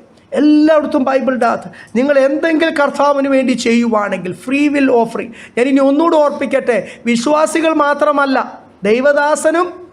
ഇവിടെ പൊതുവേ ഒരു ധാരണയുണ്ട്, വിശ്വാസികൾ കൊടുത്താൽ മതി, ദൈവദാസൻ കൊടുക്കണ്ട. സ്ഥിരം പാസ്റ്റേഴ്സ് മീറ്റിങ്ങിന് വർഷങ്ങളായിട്ട് ഞങ്ങൾ ആ വിഷയം വളരെ വ്യക്തമായിട്ട് ക്ലാസ് എടുക്കുന്നതാണ്. കാരണം ചില ദൈവദാസന്മാരെന്നും ഓട്ടപ്പേഴ്സാണ്, ഒന്നും അവരായി കാണത്തില്ല. അതിൻ്റെ കാരണം എന്നാണെന്നറിയാം, അവർ കർത്താവിന് കൊടുക്കേണ്ടത് കർത്താവിന് കൊടുക്കാത്തതുകൊണ്ട് അവരുടെ വിചാരം എല്ലാം ഇങ്ങ് വാങ്ങിച്ചാൽ മതി, കൊടുക്കണ്ട. ഇത് ഒരു ഈക്വൽ റെസ്പോൺസിബിലിറ്റിയാണ്. ദൈവത്തിൻ്റെ വേലയ്ക്കോ ദൈവസഭയ്ക്കോ ദൈവ മക്കൾക്കോ ഒരു കുടുംബത്തിനോ ഒരു വ്യക്തിക്ക് പോലും കുറവില്ലാത്ത വണ്ണം അത് ബാലൻസ്ഡ് ആയിത്തീരും. അപ്പോൾ പരിശുദ്ധാത്മാവിൻ്റെ ഒരു ശുശ്രൂഷ തന്നെ എന്ത് ശുശ്രൂഷയാണ്? ബാലൻസ്ഡാണ്. നമ്മളെല്ലാവരും ഒരു വ്യക്തി പോലും ആത്മീയ ക്ഷീണം വരാതെ ബാലൻസ്, ഒരു വ്യക്തി പോലും ഭൗമിക ക്ഷീണം വരാതെ ബാലൻസ്. കഴിഞ്ഞ നാളുകൾ നമ്മുടെ ആത്മീയ കൂട്ടായ്മ നമ്മളത് കണ്ടതാണ് ദൈവമക്കളെ. ഈ കഴിഞ്ഞ 10 വർഷമായിട്ടുള്ളവർ പഴയ ആൾക്കാരോടൊക്കെ ചോദിച്ചു നോക്കാം. സ്തോത്രം, ഹല്ലേലൂയ. ഓരോരുത്തരുടെ സഭയിൽ വന്നപ്പോഴുണ്ടായ അവസ്ഥ, ആരും ഒരു ഭൗമിക വിഷയത്തിന് പ്രാർത്ഥിച്ചിട്ടില്ല. ഇപ്പോഴും നമ്മൾ പ്രാർത്ഥിക്കാറില്ല. വെള്ളിയാഴ്ച മീറ്റിങ്ങിന് വരുന്നവരാണല്ലോ നിങ്ങൾ. ഭൗമിക ആരുടെയും സാമ്പത്തിക വിഷയത്തിന് വേണ്ടി ഒന്നും ഇവിടെ പ്രാർത്ഥിക്കാറില്ല. സ്തോത്രം, നമ്മളെല്ലാവരും ആത്മീയ വിഷയങ്ങൾക്ക് വേണ്ടിയാണ് പ്രാർത്ഥിക്കാറ്. പക്ഷേ ഓട്ടോമാറ്റിക്കായിട്ട് എല്ലാവരുടെയും ഭൗമിക വിഷയത്തിൽ ഇവിടെ ഇരിക്കുന്നവർക്ക് ധൈര്യമായിട്ട് പറയാം, ഞാൻ തന്നെ ഹല്ലേലൂയ കഴിഞ്ഞ വർഷത്തിൻ്റെ അകത്ത് എത്ര വലിയ വലിയ ഭവനങ്ങൾ, ജൈജാൻറ്റിക് ഭവനങ്ങളാണ് പ്രാർത്ഥിച്ച് കർത്താവിൻ്റെ സന്ധിയിൽ ഏൽപ്പിച്ചത്. ഹല്ലേലൂയ. അതിൻ്റെയൊക്കെ ആദ്യത്തെ അവസ്ഥയും അതിൻ്റെയൊക്കെ നേരത്തെ അവസ്ഥയും അതും എനിക്ക് വ്യക്തമായിട്ട് അറിയാം. അപ്പം ഞാൻ പറഞ്ഞത്, ഓരോ കുടുംബത്തിൽ, ഓരോരുത്തരുടെ മക്കളുടെ ജീവിതത്തിൽ, ഓരോരുത്തരുടെ ജോലി വിഷയത്തിൽ, ഓരോരുത്തരുടെ വിഷയത്തിൽ നമ്മൾ ആത്മീയമായിട്ട് വളരുമ്പോൾ, നമ്മൾ ദൈവത്തിന് വേണ്ടി ചെയ്യുമ്പോൾ ദൈവത്തിൻ്റെ നീതി നമ്മുടെ മേൽ വരും. The righteousness of the Lord will be upon us. അത് സത്യമാണ്, അത് അനുഭവിച്ചറിയേണ്ട ഒരു കാര്യമാണ്. അത് എൻ്റെ ജീവിതത്തിലും നിങ്ങളുടെ ജീവിതത്തിലും നമുക്കതല്ലാതെ വേറെ ഒന്നും പറയാനില്ല. എല്ലാം ദൈവത്തിൻ്റെ ദാനം. സ്തോത്രം, അല്ലേ? ആ ഒരു ഭാഗം വ്യക്തമാക്കിക്കൊണ്ടാണ് മുൻപോട്ട് അപ്പോസ്തലൻ പോകുന്നത്. 5-ാമത്തെ വാക്യം, ഞങ്ങൾ വിചാരിച്ചിരുന്നത് പോലെയല്ല, അവർ മുമ്പേ തങ്ങളെ തന്നെ കർത്താവിനും പിന്നെ ദൈവേഷ്ടത്തിനൊത്തവണ്ണം ഞങ്ങൾക്കും ഏൽപ്പിച്ചു. ഇവിടെ എല്ലാം പറയുന്നത് അവരെന്ത് ചെയ്തു? ദൈവ ഇഷ്ടത്തിന് അവരെന്ത് ചെയ്തു? എല്ലാം ദൈവ ഇഷ്ടത്തിന് ഏൽപ്പിച്ചത്. ഞാൻ ഈ മാസം എന്തെങ്കിലും ഒന്ന് ചെയ്തു കഴിഞ്ഞാൽ അയ്യോ അടുത്ത മാസം എനിക്ക് കുറവ് വരത്തില്ലെന്ന് ഞാൻ ഭാരപ്പെടണ്ട. ദൈവം എന്നോടൊരു കാര്യം ചെയ്യാൻ പറഞ്ഞാൽ അത്രയേ ഉള്ളൂ. ഒരു കൊച്ചു കുഞ്ഞ് ചെയ്യുന്ന പോലെ അങ്ങ് ചെയ്യുക. ഈ ഒത്തിരി നമ്മുടെ ഈ തലയിട്ട് നമ്മൾ പുഹയ്ക്കണ്ട. ദൈവം ഒരു കാര്യം ചെയ്യാൻ പറഞ്ഞാൽ ബാക്കി കാര്യം ആരും നോക്കിക്കോളും. ദൈവമല്ലേ പറഞ്ഞത് ചെയ്യാൻ. അപ്പോൾ ഇവിടെ എഴുതിയേക്കുന്ന ആദ്യം അവർ മക്കതോനിയ സഭയെപ്പറ്റി എഴുതിയിട്ടാണ്. ഒരു മാതൃക, ഒരു സഭയെപ്പറ്റിയൊക്കെ പറയാനുണ്ട്. നമ്മുടെ സഭയെപ്പറ്റി എന്നാ അങ്ങനെ കർത്താവ് എന്ന് പറയാൻ പറ്റുന്നത്? നമ്മുടെ സഭയെ പറ്റിയും കർത്താവ് അങ്ങനെ പറയട്ടെ എന്ന് നമുക്കെല്ലാം കർത്താവിൽ ആഗ്രഹിക്കാം. ഒരു വ്യക്തി പോലും ദൈവ ഇഷ്ടം വിട്ട് ഇവിടെ ഈ കൊടുക്കൽ വാങ്ങൽ പോലും എന്താണെന്നാണ് ഇവിടെ എഴുതിയിരിക്കുന്നത്? ദൈവ ഇഷ്ടം, by the will of God. ഞാനൊരു വ്യക്തിക്ക് ഒരു കാര്യം ചെയ്യണമെങ്കിൽ, നിങ്ങൾ ഓരോരുത്തരും ഓരോ വ്യക്തിക്ക് ഓരോ കാര്യങ്ങൾ ചെയ്യണമെങ്കിൽ, നിങ്ങൾക്ക് വേണ്ടി ഒരു വ്യക്തി ഒരു കാര്യം ചെയ്യണേൽ അതുപോലും ദൈവ ഇഷ്ടപ്രകാരം മാത്രമേ നടക്കത്തുള്ളൂ. മനുഷ്യൻ ആഗ്രഹിക്കുന്ന നടക്കത്തില്ല. ദൈവ ഇഷ്ടം, by the will of God. ഇംഗ്ലീഷിൽ എഴുതിയിരിക്കുന്നത് അല്ലെങ്കിൽ മക്കതോനിയ സഭ ചെയ്തതെല്ലാം ദൈവ ഇഷ്ടപ്രകാരം. അവരാദ്യം അവരെ തന്നെ ക്രിസ്തുവിന് സമർപ്പിച്ചു, പിന്നെ അപ്പോസ്തലന്മാരെ സമർപ്പിച്ചു. അല്ലെങ്കിൽ ആ വചനത്തിൻ്റെ ഡിസിപ്ലിനിൽ പോകുവാൻ അവർ ചെയ്തതെല്ലാം പിന്നെ അവരെന്ത് ചെയ്തു? പൂർണ്ണമായിട്ട് they submitted to the will of God. ദൈവ ഇഷ്ടത്തിനായിട്ട് സമർപ്പിച്ചു. കൊരിന്ത്യർ ലേഖനത്തിൽ നമ്മൾ പഠിച്ചല്ലേ, 1 കൊരിന്ത്യർ. തിന്നുവാണെങ്കിലും കുടിക്കുവാണെങ്കിലും എല്ലാം ദൈവനാമ മഹത്വത്തിനായിട്ട്. ഒരു വാക്യം കൊരിന്ത്യർ ലേഖനത്തിൽ നിന്ന് വായിക്കാം, കൊലോസ്യ ലേഖനത്തിൽ നിന്ന് വായിക്കാം. ആദ്യം കൊലോസ്യ ലേഖനം 3-ാം അധ്യായം അതിൻ്റെ 17-ാമത്തെ വാക്യം, 3:17.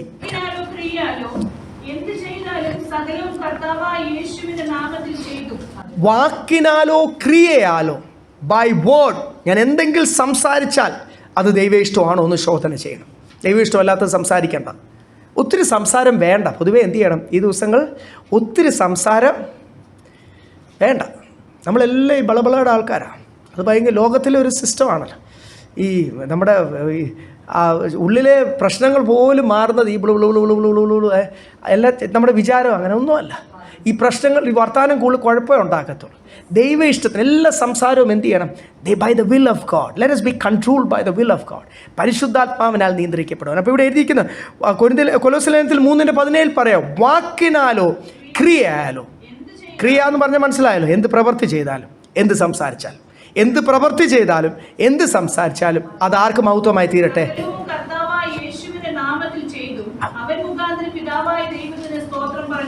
അതുകൊണ്ടാണ് നമ്മൾ ചെയ്യുന്നതൊക്കെ വിശുദ്ധന്മാർക്ക് വേണ്ടി ചെയ്യുന്നതും നമ്മൾ ചെയ്യുന്നതൊക്കെ കർത്താവ് പറയുന്ന പോലെ ചെയ്യുന്നതിൻ്റെ കാരണം വേറൊന്നുമല്ല. ലോകത്തിൻ്റെ ഒരു രീതി ഉണ്ടല്ലോ, എന്തെങ്കിലും ചെയ്ത് അതൊക്കെ ഫോട്ടോ എടുത്ത് വീഡിയോ എടുത്തത് പബ്ലിഷ് ചെയ്ത് അങ്ങനെ ആളായി പെരുമയായി അതിൻ്റെ പേര് ഫണ്ട്സ് വന്ന് ഇതൊക്കെ എല്ലാ ഹിന്ദുക്കളും ചെയ്യുന്നുണ്ട്, മുസ്ലിങ്ങൾ ചെയ്യുന്നുണ്ട്, മാതാമൃത ചെയ്യുന്നുണ്ട്, ഇവിടെ ജമാഅത്ത് മസ്ജിദോടെ ദേശാഭിമാനിയിലുണ്ട്, അവരൊക്കെ ഒത്തിരി കാര്യങ്ങൾ ചെയ്യുന്നുണ്ട്. എനിക്കറിയാവുന്ന ഒത്തിരി ഫ്രണ്ട്സ് ചെയ്യുന്നുണ്ട്. ഇതിന് മേളിൽ താമസിക്കുന്ന ഒരു പയ്യൻ, തനിക്കൊരു ട്രസ്റ്റ് ഉണ്ട്, ഒത്തിരി ഫണ്ടൊക്കെ റേസ് ചെയ്ത് ഒത്തിരി കാര്യങ്ങൾ എല്ലാ മനുഷ്യരും ചെയ്യുന്നുണ്ട്. ഫുഡ് പാക്കറ്റ് കൊടുക്കുന്നു, അത് ചെയ്യുന്നു, ഇത് ചെയ്യുന്നു. ഇവിടെ എന്തുവാ ചെയ്യുന്നത്? ദൈവമക്കൾ ചെയ്യുന്നത് വാക്കിനാലോ പ്രവൃത്തിയാലോ ചെയ്യുന്നതെല്ലാം ദൈവത്താൽ ദൈവ ഇഷ്ടം ചെയ്യുമ്പോൾ ആർക്ക് മഹത്വം ഉണ്ടാവും? നമ്മുടെ പേര് വലുതാകാനല്ല. ഇപ്പം ഞാൻ എന്തെങ്കിലും ചെയ്ത് എൻ്റെ ഫ്ലെക്സിലും ഫോട്ടോ ഇട്ടിട്ട് ഞാൻ വലുതാകാനല്ല. അത് ലോകത്തിൻ്റെ നിയമം. ഒരുവൻ ദൈവ പൈതലാകുമ്പോൾ സിസ്റ്റം മാറി, നിയമം മാറി, പ്രമാണം മാറി. നമുക്കൊരു പ്രമാണമുണ്ട്. ആ പ്രമാണമാണ് തിരുവചനത്തിനകത്ത് സഭയോട് പറഞ്ഞ അത് ദൈവ ഇഷ്ടപ്രകാരവും ക്രിസ്തുവിനാൽ മഹത്വം ആർക്കാ? ഒന്നുകൂടെ വായിച്ചാപ്പാ. സകലവും എന്ന് പറഞ്ഞാൽ സകലവും, ഒരല്പം പോലും മഹത്വം നമ്മൾ എടുക്കണ്ട. സകലവും കർത്താവിനാലും യേശുവിന്റെ നാമത്തിൽ വേണം നമ്മൾ ആ ചെയ്യുവാൻ. ശുശ്രൂഷയായിട്ടാണ് ചെയ്യുന്നതെന്ന്. അവൻ മുഖാന്തരവും പിതാവായ ദൈവത്തിന് സ്തോത്രവും മഹത്വവും ആയിത്തീരാം. എത്ര ക്ലിയറാണ്! അതിനൊന്നും ഒരു ക്ലാരിഫിക്കേഷനോ ഒരു എക്സ്പ്ലനേഷനോ ആവശ്യമില്ല. Crystal clear. മനസ്സിലായോ? നമ്മളെല്ലാം ഈ ദിവസങ്ങൾ ചെയ്യുന്ന ദൈവ ഇഷ്ടപ്രകാരം ആയിരിക്കും. അതിൻ്റെ അകത്തെല്ലാം ഒരു കാര്യം മനസ്സിലാക്കണം. ഞാൻ എപ്പോഴും എന്നെ ബലപ്പെടുത്തുന്ന ഒരു വാക്യമുണ്ട്, ഫിലിപ്പിയ ലേഖനം 2-ാം അധ്യായം 13-ാമത്തെ വാക്യം, ഫിലിപ്പിയൻസ് 2:13. ഞാൻ ഈ വചനങ്ങളൊക്കെ വായിക്കുന്നത് ഒന്ന് ഉറപ്പ് പ്രാപിക്കാനാണ്.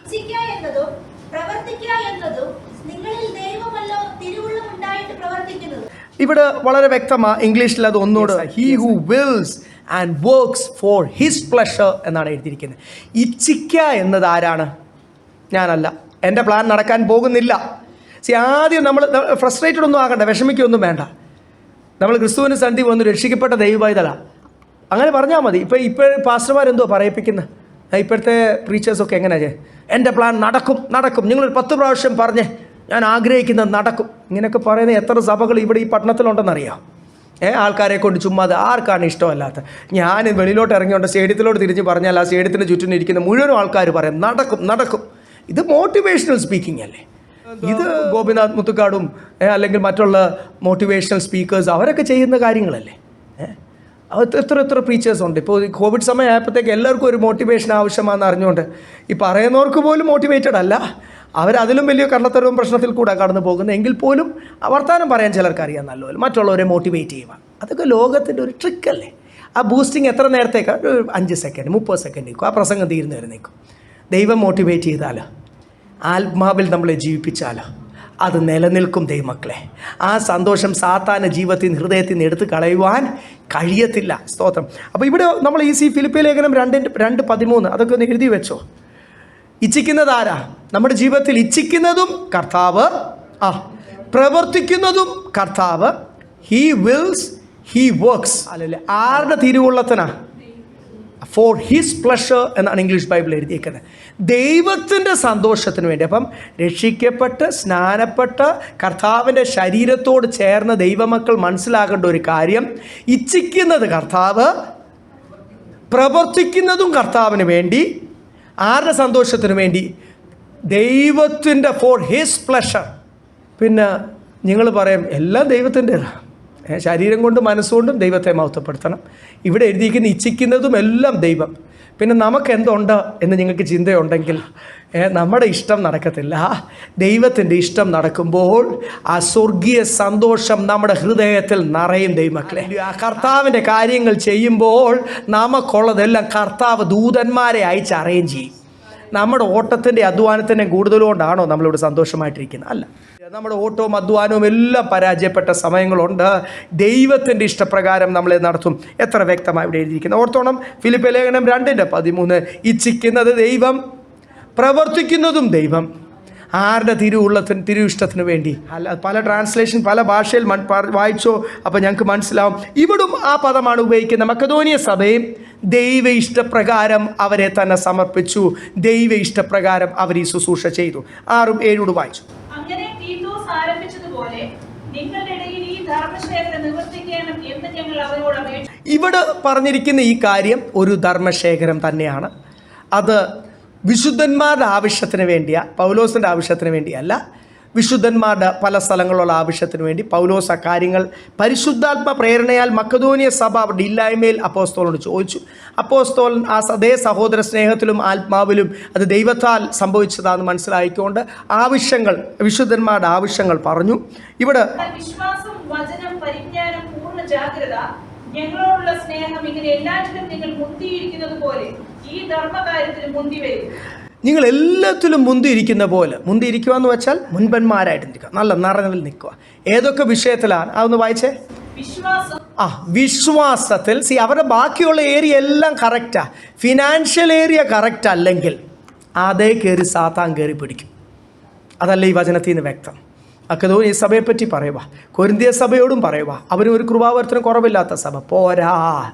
സാത്താൻ അവകാശം പറയുന്ന വിഷയങ്ങളുണ്ട്. ഇവിടെ എഴുതിയിരിക്കുന്ന നിങ്ങൾ ഓരോ ഇതൊക്കെ സാത്താൻ അവകാശം പറയുക എന്ന് പറയുമ്പോൾ അതെല്ലാം അല്ലല്ലേ, ആ വിഷയത്തിലെല്ലാം പിന്നെ സാത്താൻ കയറി അവകാശം പറയും.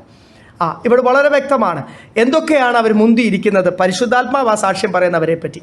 വിശ്വാസത്തിൽ മറ്റുള്ളവരെക്കാൾ മുൻപിലാണ്. വചനം മറ്റുള്ളവരെക്കാൾ മുമ്പിലാണ്. പരിജ്ഞാനം ദൈവമക്കളെ വേണ്ട കാര്യമാണ്. ദൈവമക്കൾ, ഞാൻ എപ്പോഴും ഹല്ലേലൂയ, നമ്മളെല്ലാ വിഷയത്തിലും ഇവിടെ കറക്ഷൻ നടക്കുന്നത് എന്തുകൊണ്ടാണ്? വിഷമമാണെങ്കിലും കറക്ഷൻ നടന്നേലേ പറ്റുമല്ലോ. ഞാനും പരിജ്ഞാനത്തിൽ വളരണം, നിങ്ങളും പരിജ്ഞാനം. നമ്മളെല്ലാവരും ക്രിസ്തുവിനെ പോലാകണം. ക്രിസ്തു പരിജ്ഞാന പൂർണ്ണനാണ്. ജ്ഞാനം, പരിജ്ഞാനം ഇതൊക്കെ ആത്മാവിൻ്റെ വരമാണ്. പരിശുദ്ധാത്മാ കൂടുതൽ നമ്മുടെ ഉള്ളിൽ വരുമ്പോൾ നമ്മൾ പിന്നെ എന്തൊക്കെയാ? വിശ്വാസം, വചനം, പരിജ്ഞാനം, പൂർണ്ണ ജാഗ്രത. അലേർട്ടായിരിക്കണം. ദൈവമക്കളോടും ദൈവദാസന്മാരോടും ദൈവിക ശുശ്രൂഷയോടുമുള്ള സ്നേഹം. എല്ലാറ്റിലും നിങ്ങൾ മുന്തിയിരിക്കുന്ന പോലെ. ഇതൊരു കൃപയാ, ഇതൊരു ശുശ്രൂഷയാ. A gift of giving, a grace in fellowship. അല്ലെങ്കിൽ അതൊരു ശുശ്രൂഷയാണ്, അതൊരു കൃപയാണ്. ഈ കൃപ മക്കദോനിയ സഭയ്ക്ക് ഉണ്ടായിരുന്നു. കൊരിന്ത്യ സഭയോട് പറയുമ്പോൾ നിങ്ങളും ആ കൃപയ്ക്കായിട്ട് പ്രാർത്ഥിക്കണം. നിങ്ങളും ഈ മറ്റുള്ള വിഷയത്തിനൊക്കെ നിങ്ങൾ മുമ്പിലാണ്. അതുപോലെ തന്നെ ഈ ധർമ്മശേഖരത്തിൻ്റെ കാര്യത്തിൽ ഞാൻ പറഞ്ഞില്ലേ, ഇന്നത്തെ കാലത്ത് നടക്കുന്ന എന്തോ നിങ്ങൾക്കറിയാം. പലയിടത്തുനിന്നും ഞാൻ പറഞ്ഞ വിശ്വാസ സഭകളുടെ കാര്യമാണ് പറഞ്ഞത്. ഈ ഫണ്ട് റേസിങ്ങും പല റിപ്പോർട്ടുകൾ എഴുത്തലും പലയിടത്തുനിന്നും വിദേശത്തുനിന്നും അവിടുന്ന് ഇവിടുന്ന് ഒരു ഫണ്ടിൻ്റെ ആവശ്യം ഇവിടെ ഇല്ല ദൈവമക്കളെ. കൊച്ചിയിലെ പ്രവർത്തനത്തിന് കൊച്ചിയിലെ ഫണ്ട് മതി. ഓരോ സഭയുടെ പ്രവർത്തനത്തിന് അതാത് സഭയുടെ ഫണ്ട് മതി, വേറെ എങ്ങൊന്നും 1 രൂപയുടെ ആവശ്യമില്ല. മക്കതോനിയ ദേശത്തെ പ്രവർത്തനത്തിന് മക്കതോനിയ ദൈവമക്കൾ ആ ചേർന്ന് ചെയ്യുന്നത് ചെയ്താൽ മതിയെന്നേ. ഈ കൂടുതൽ പ്രോജക്ട്സ് ചെയ്യണമെന്ന് വല്ലതും നമ്മൾ ഏറ്റിട്ടുണ്ടോ? ഇത് നമ്മുടെ പദ്ധതിയാണോ? നമ്മൾ നേരത്തെ വായിച്ചിട്ടില്ലേ? ഇച്ഛിക്കുന്നത് കർത്താവ്, പ്രവർത്തിക്കുന്നത് കർത്താവ്, for his will, his pleasure. ദൈവം കൂടുതൽ ഏൽപ്പിച്ചാൽ കൂടുതൽ ചെയ്യണം. ദൈവം ഏൽപ്പിക്കുന്നത് പോലെ ചെയ്താൽ മതി. നമ്മൾ മിടുമിടുക്കരാകാൻ ശ്രമിക്കേണ്ട. ലോകത്തിൻ്റെ നിയമമാണ്, ഇല്ലാത്തടത്തും എന്ത് ചെയ്യും? പ്രോജക്ട്സ് ഉണ്ടാക്കുക, പിന്നെ അതിനുവേണ്ടി ഫണ്ട് റേസ് ചെയ്യുക, ആ കാര്യങ്ങൾ ചെയ്യുക. അവിടെ എല്ലാം സാത്താൻ കളിക്കും. ഈ ഞാൻ പറയട്ടെ, വിശ്വാസി സഭകളിലെ പ്രസ്ഥാനങ്ങളിലെ ഈ ഫോറിൻ കറൻസി FCRI അക്കൗണ്ട്സ് ഒക്കെ മോഡി ഗവൺമെൻറ് ക്യാൻസൽ ചെയ്യുന്നു എന്ന് പറഞ്ഞ് കരച്ചിലും പ്രാർത്ഥനയും ഉപവാസവുമാണ് ദൈവസഭകൾ. എന്തിനാ കിടന്ന് കരയുന്നത്? ആത്മാക്കൾക്ക് വേണ്ടി കരയാനല്ലേ പറഞ്ഞിരിക്കുന്നത്? നമുക്കും ഒരു രജിസ്ട്രേഷൻ ഉള്ളതുകൊണ്ട് ബാങ്ക് എത്ര പ്രാവശ്യമാണ് നമ്മളോട് പറഞ്ഞതെന്നറിയാം. HDFC ബാങ്കും ആക്സിസ് ബാങ്കും ഫെഡറൽ ബാങ്കും ഒക്കെ ഓരോ വട്ടവും മാനേജർമാരെ കാണുമ്പോഴേ ഞങ്ങൾ മാറുക. മാനേജർമാരെ കാണുമ്പോഴേ ക്യാബിനിലോട്ട് പോകത്തില്ല. ഒന്നി എന്തെങ്കിലും ഒരു ഇൻഷുറൻസിൻ്റെ കാര്യം പറയും, അല്ലെങ്കിൽ പറയും നിങ്ങൾക്ക് സാറേ ഞങ്ങൾ ഫോറിൻ കറൻസി അക്കൗണ്ട് റെഡിയാക്കി തരാം. ടാക്സ് ഫ്രീ ആണേ, ടാക്സ് എക്സംപ്റ്റഡ് അക്കൗണ്ടാണ്. വേണ്ട, ആ അക്കൗണ്ട് തുടങ്ങിയ സമയത്ത് ഒരു അക്കൗണ്ട് ഇല്ലാതെ രജിസ്റ്റർ ചെയ്യാൻ പറ്റത്തില്ല. തുടങ്ങിയ സമയത്ത് ഒരു 5000 രൂപ അതിൻ്റെ ഇട്ടിരുന്നതാണ്. ഇപ്പോഴും ഞാൻ ചെക്ക് ചെയ്തിട്ട് പോലും ഇല്ല, അത് ഇടയ്ക്കൊന്ന് സൈൻ ഇൻ ചെയ്ത് ഇറങ്ങും. ഇപ്പോഴും ആ 5000 രൂപ അതിൻ്റെ കിടപ്പുണ്ട്. സഭയുടെ പേരിൽ 1 രൂപ പോലും ഇതുവരെ കൃപയാൽ റേസ് ചെയ്യുവാൻ ദൈവം അനുവദിച്ചിട്ടില്ല. ഞാൻ പറഞ്ഞ വേറൊന്നുമല്ല, കാര്യം ഇവിടൊക്കെയാണ് ഈ പണമാണ്, ദ്രവ്യാഗ്രഹമാണ് സകലവിധ ദോഷത്തിൻ്റെ മൂല കാരണം. അനേകർ ഇതിൻ്റെ പുറകെ പോയിട്ടാണ് ദൈവശക്തി ചോർന്ന് പ്രാഗൽഭ്യത്തോട്. എനിക്കും പിന്നെ വചനം പറയാൻ പറ്റത്തില്ല ദൈവമക്കളെ. ഇന്ന് എനിക്ക് എത്ര സന്തോഷത്തോട് വിശുദ്ധിയോട് പ്രാഗൽഭ്യത്തോട് പറയാം. പിശാചിന് പോലും ഒരു അവകാശം അതിനെതിരെ പറയുവാൻ കഴിയത്തില്ല. ഹല്ലേലൂയ. ദൈവദാസന്മാരും കർത്താവിൻ്റെ വേലയ്ക്ക് കൊടുക്കണം. ഹല്ലേലൂയ. ഒരു നല്ല ശതമാനം, ഒരു ഓഹരി ദൈവമക്കളും കൊടുക്കണം. അത് നമ്മുടെ റെസ്പോൺസിബിലിറ്റിയാണ്, ജോയിൻ്റ് റെസ്പോൺസിബിലിറ്റിയാണ്. കൊച്ചിയിലെ ദേശത്തിലെ പ്രവർത്തനത്തിൽ ഒരു കുറവുമില്ല. ഈ സഭ അത് ചെയ്യുന്നുണ്ട്. അതിനായിട്ട് ദൈവത്തിന് സ്തോത്രം. Praise Lord. എല്ലാ കാര്യത്തിലും നമ്മളത് മാതൃകയായിട്ട് തീരുവാൻ കർത്താവ് സഹായിക്കും. അതുപോലെ തന്നെ നിങ്ങൾ എന്ത് ചെയ്യണം? എല്ലാത്തിലും മുന്തിയിരിക്കുന്നത് പോലെ ധർമ്മകാര്യത്തിൽ മുന്തിരിക്കണം. അടുത്ത 8ാമത്തെ വാക്യം. ഞാൻ കൽപ്പനയായിട്ടല്ല, മറ്റുള്ളവരുടെ ജാഗ്രത കൊണ്ട് നിങ്ങളുടെ സ്നേഹത്തിന്റെ പരമാർത്ഥതയും ശോധന ചെയ്യേണ്ടതിനത്രേ പറയും. ഇവിടെ എഴുതിയിരിക്കുന്ന ഒരു കൽപ്പനയൊന്നും അല്ല, നിങ്ങൾക്ക് വേണേ ചെയ്താൽ മതി. ആർക്കെങ്കിലും എന്തെങ്കിലും ഒരു ധാരണയുണ്ട്. ഇത് ഞാൻ പറഞ്ഞ പണത്തിൻ്റെ വിഷയം മാത്രമല്ല, ഞാൻ ഒന്നുകൂടി വ്യക്തമാക്കട്ടെ. ഇവിടെ എഴുതിയിരിക്കുന്ന ഒരു ധർമ്മശേഖരത്തിൻ്റെ വിഷയമാണെങ്കിലും അവിടെ എഴുതിയിട്ടില്ല നിങ്ങൾ ഇന്ന വിഷയത്തിൽ മുന്തിയിരിക്കുന്ന പോലെ ഇതിലും മുന്തിയിരിക്കണം. അപ്പോൾ എല്ലാം ബാലൻസ്ഡ് ആയിത്തീരണം. നമ്മുടെ ക്രിസ്തീയ ജീവിതം എന്തായിത്തീരണം? എവിടെയെങ്കിലും ഒരു ബാലൻസ് കുറവുണ്ടെങ്കിൽ, വണ്ടി ഓടിക്കുന്നവർക്കറിയാം, വണ്ടി എന്ത് ചെയ്യും? ഇങ്ങനെ കിടന്നിട്ട് വരയ്ക്കാൻ തുടങ്ങും. ക്രിസ്തീയ ജീവിതം ബാലൻസ്ഡ് അല്ലെങ്കിൽ ബാലൻസ്ഡ് അല്ലാത്ത ഏരിയയിലെല്ലാം സാത്താൻ കയറി നമ്മൾ എന്ത് ചെയ്യും? അറ്റാക്ക് ചെയ്യും. നമ്മൾ മനസ്സിലാക്കേണ്ട ഒരു കാര്യമാണ്, ക്രിസ്തീയ ജീവിതം എന്തായിത്തീരണം? ബാലൻസ്ഡ് ആയിത്തീരണം. നിങ്ങൾ വിശ്വാസത്തിലും വചനത്തിലും പരിജ്ഞാനത്തിലും സാത്താനോടുള്ള പോരാട്ടത്തിലൊക്കെ നിങ്ങൾ ജാഗ്രത പുലർത്തുന്ന പോലെ തന്നെ ഈ വിഷയത്തിലും നിങ്ങൾ ബാലൻസ്ഡ് ആയി. എന്നിട്ട് പൗലോസ് പറയും ഇതൊരു കൽപ്പനയൊന്നുമല്ല. ഇപ്പോൾ ഒരാൾ ചിന്തിക്കുക, ദൈവം എനിക്ക്, ഞാനിപ്പോൾ എൻ്റെ എക്സാമ്പിൾ അങ്ങ് പറയാം, കുഴപ്പമില്ലല്ലോ. എനിക്ക് ദൈവം ആരോഗ്യം തന്നിട്ടുണ്ട്, എന്തെങ്കിലുമൊക്കെ ചെറിയ ചെറിയ കഴിവുകൾ തന്നിട്ടുണ്ടെന്ന് വെച്ചോ. എന്തെങ്കിലുമൊക്കെ വിഷയങ്ങൾ ദൈവം എനിക്ക് തന്നിട്ടുണ്ട്. ഞാൻ സമയം തന്നിട്ടുണ്ട്, ഞാൻ എൻ്റെ സമയവും കർത്താവിന് വേണ്ടി ചിലവഴിക്കുന്നില്ല, അതിന് മനസ്സില്ല. അല്ലെങ്കിൽ ദൈവം എനിക്ക് തന്നിരിക്കുന്ന താലന്തുകളൊന്നും കർത്താവിന് വേണ്ടി അതിനൊന്നും അല്ല. എൻ്റെ മനസ്സ് മുഴുവൻ ലോകത്തിലാണ്. ഞാൻ എക്സാമ്പിൾ പറയാം, എൻ്റെ മനസ്സ് മുഴുവൻ ലോകത്തിലാണ്. കർത്താവിൻ്റെ കാര്യമൊക്കെ എല്ലാം കഴിഞ്ഞിട്ട് പിന്നെ സമയമുണ്ടെങ്കിൽ ചിലർ പറഞ്ഞ നോക്കാം. പലരോട് പറയണേ സഹോദരങ്ങളെ, നോക്കാം. അവരുടെ കാര്യമോ എയർപോർട്ടിൽ പോകാൻ പറഞ്ഞാൽ 4 മണിക്കൂർ അല്ല 5 മണിക്കൂർ മുമ്പേ അവിടെ പോയി നിൽക്കും. 1 മണിക്കൂർ മുമ്പേ അവിടെ ചെന്നാൽ മതി. ഇപ്പോഴും അങ്ങനെ 1 മണിക്കൂർ മുമ്പേ കൗണ്ടർ അടയ്ക്കത്തുള്ളൂ. പിന്നെ അവർ നിയമം വെച്ചിരിക്കുക 3 മണിക്കൂർ 4 മണിക്കൂർ. കഴിഞ്ഞിടയ്ക്ക് ഞാൻ ഒരാൾ 1 മണിക്കൂർ മുമ്പേ ചെയ്ത് അവർ കൂളായിട്ട് പ്ലെയിനെ കയറിപ്പോയി. അത്രയേ ഉള്ളൂ കാര്യം. പക്ഷേ ഞാൻ പറഞ്ഞത് 5 മണിക്കൂർ മുമ്പ് വേണേൽ അവിടെ പോയിരിക്കും. നമ്മുടെ കാര്യങ്ങൾക്കെല്ലാം നമ്മൾ റെഡിയാണ്. കർത്താവിൻ്റെ കാര്യമോ ഒരു ഉദാഹരണമാണ് പറഞ്ഞത്. നമ്മളാരും അങ്ങനെ ആകാതിരിക്കാൻ, ഇവിടെ ആരും അങ്ങനെ ഉണ്ടായിട്ട് എനിക്ക് തോന്നുന്നില്ല. നോക്കാം അല്ലേ. നമ്മൾ ചെയ്തില്ലെങ്കിൽ കർത്താവിൻ്റെ ശുശ്രൂഷയ്ക്കോ വിഷയത്തിനൊന്നും ഒരു കുറവ് വരത്തില്ല. നമ്മൾ ആദ്യം മനസ്സിലാക്കണം. അതുകൊണ്ട് 8ാമത്തെ വാക്യത്തിൽ സഭയോട് പറയുക, ഇതൊരു കൽപ്പനയായിട്ടല്ല ഞാൻ പറയുന്നത്. ചെയ്യുവാണെങ്കിൽ ആത്മാവിൻ്റെ പ്രേരണയോടുകൂടി സന്തോഷത്തോടുകൂടി പരമാർത്ഥതയോട്. അതിനൊക്കെ ആ പദങ്ങൾ എത്ര ഡീപ്പാണ്. പരമാർത്ഥതയോടുകൂടി അല്ല, സ്വമേധ അർപ്പണമായിട്ട് ചെയ്യണം. മനുഷ്യന് വേണ്ടി അല്ല ചെയ്യുന്നത്, ദൈവത്തിനു വേണ്ടി. അങ്ങനെയല്ല വചനം പറയുന്നത്. എന്ത് കാര്യം ചെയ്താലും you doing it for God, ദൈവത്തിന് വേണ്ടി എന്ന പോലെ ചെയ്യണം. അതിന് പ്രതിഫലമുണ്ട്, 100 ഇരട്ടി പ്രതിഫലമുണ്ട്. അല്ലെങ്കിൽ സ്വർഗത്തിൽ ചെല്ലുമ്പോൾ നമ്മുടെ അക്കൗണ്ടിൽ ഒന്നും കാണത്തില്ല പ്രതിഫലം തരാൻ. അതുകൊണ്ട് ഏത് കാര്യങ്ങൾ ചെയ്താലും, ഞാൻ ഒന്നുകൂടെ വ്യക്തമാക്കട്ടെ, നമ്മൾ ആരും ചെയ്തില്ല. ഇനി ഞാൻ പോലും ഈ ദേശത്ത് കർത്താവിന് വേണ്ടി അവൈലബിൾ അല്ല. എനിക്ക് ദൈവം തരുന്ന അവസരങ്ങൾ ഉപയോഗിച്ചില്ല. കർത്താവിൻ്റെ വേലയ്ക്ക് ഒരു കുറവും വരുത്തില്ല. സാധാരണക്കാരൻ വ്യക്തിയെ കർത്താവ് അതിശക്തിയോടുകൂടി പരിജ്ഞാനവും ഭാഷയും കൊടുത്ത് എന്നേക്കാൾ ശക്തമായിട്ട് കർത്താവ് ഉപയോഗിക്കും. ദൈവത്തിൻ്റെ വേല ശക്തമായിട്ട് നടക്കും. ദൈവമക്കൾ, ഇത് ആരുടെ വേലയാണ്? ദൈവത്തിൻ്റെ. അതുകൊണ്ട് ഞാൻ കൊടുത്തില്ലെങ്കിൽ, ഞാൻ ചെയ്തില്ലെങ്കിൽ, ഞാൻ അവൈലബിൾ അല്ലെങ്കിലും ദൈവത്തിൻ്റെ വേലയ്ക്ക് കുറവുണ്ടാകത്തില്ല. We are the losers. നഷ്ടം ആർക്കാണ്? എൻ്റെ അക്കൗണ്ടിലാണ് നഷ്ടം. എൻ്റെ പ്രതിഫലമാണ് പോകുന്നത്. അത് വേറെ ആരെങ്കിലും കൊണ്ടുപോകും. എന്നെ ഏൽപ്പിച്ചതാണ്. ചില ആൾക്കാരൊക്കെ എനിക്ക് ഈ ഞാൻ ഈ കഴിഞ്ഞ ഇടയ്ക്കൊക്കെ ചിലപ്പോൾ നമ്മൾ ന്യൂസൊക്കെ വായിക്കുമ്പോൾ പല കാര്യങ്ങൾ വായിക്കും. ചിലർ വലിയ വിഷമത്തിലാണ് പറയുന്നത്. ചില സിനിമയ്ക്ക് ആൾക്കാരെ വിളിക്കും. ആ സമയത്ത് വലിയ ജാടയൊക്കെ എടുക്കും, എനിക്ക് സമയമില്ല എന്നൊക്കെ പറയും. ലാസ്റ്റ് അതങ്ങോട്ട് വിജയിച്ച് കഴിയുമ്പോഴിരുന്ന് ഇൻ്റർവ്യൂ കൊടുക്കുന്ന കാണും. എന്നെ വിളിച്ചതായിരുന്നു അതിനു വേണ്ടി, പക്ഷേ എനിക്ക് ചില കാരണങ്ങളാൽ പോകാൻ പറ്റിയില്ല. എത്ര വിഷമത്തോടു കൂടിയാണ് ഇതുപോലെ പറയേണ്ടി വരും. എനിക്ക് ദൈവം അവസരം തന്നതാണ്. പല കാരണങ്ങളാൽ ഞാൻ ബിസിയായിപ്പോയി, എനിക്ക് ചെയ്യാൻ പറ്റിയില്ല. കർത്താവ് ആ കാര്യം വളരെ മനോഹരമായിട്ട് വേറൊരു വ്യക്തി കൂടി ചെയ്തു. അവന് 100 ഇരട്ടി പ്രതിഫലം. നഷ്ടമാർക്കാ? I am the loser. ഇത് ഞാൻ കൽപ്പനയായിട്ടല്ല പറയുന്നത്.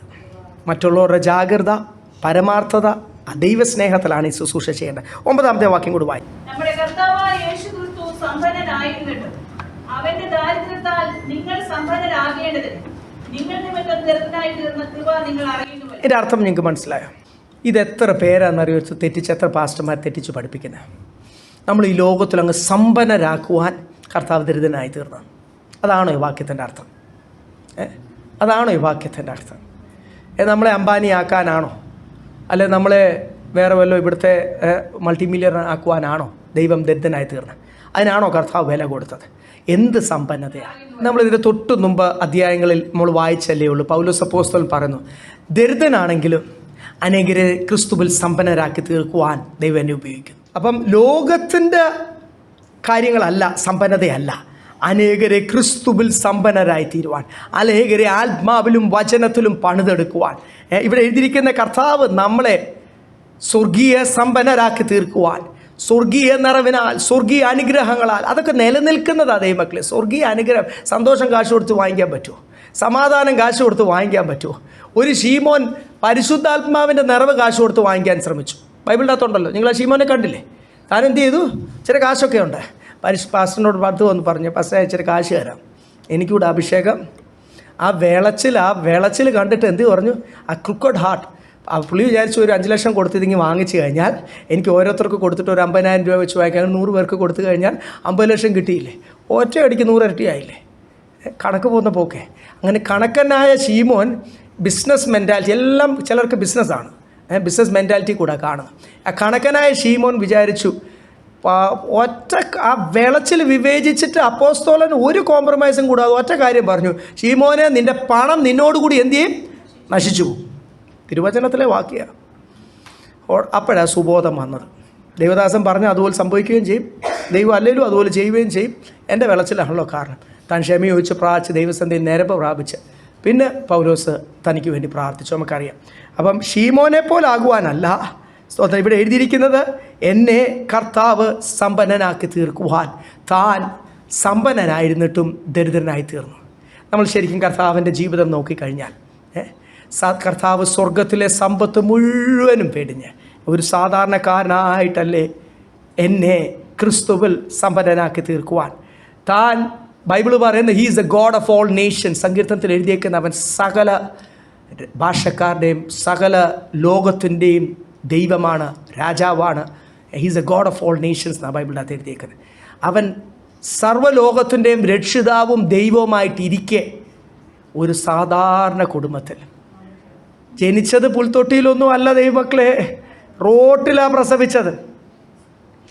ഇവിടെ പ്രസവിച്ച സ്ത്രീകൾ ഇരിപ്പുണ്ടല്ലോ, നിങ്ങൾ റോഡ് സൈഡിൽ ആ സമയത്ത് പ്രസവിക്കുന്നത് നിങ്ങളൊന്ന് ഓർത്ത് നോക്കുക. അതിൻ്റെ ഹൈജീനും വൃത്തിയും കാര്യങ്ങളൊന്നും ഓർത്ത് നോക്കുക. ഇവിടെയൊക്കെ പ്രസവിക്കുന്ന മേശ അത് ഹൈജീൻ ആക്കാൻ വേണ്ടി ഞാൻ ഇന്നാളെ ആരുണ്ടായപ്പോഴാണ് ഈ PVS ഹോസ്പിറ്റലിൽ മൂന്നാമത്തെ ഉണ്ടായപ്പോൾ ഏതാണ്ടൊക്കെ എഴുതി കുറേ എഴുതി 35,000 രൂപ 15,000 രൂപ ടേബിൾ ക്ലീൻ ചെയ്യാൻ ഹൈജീൻ.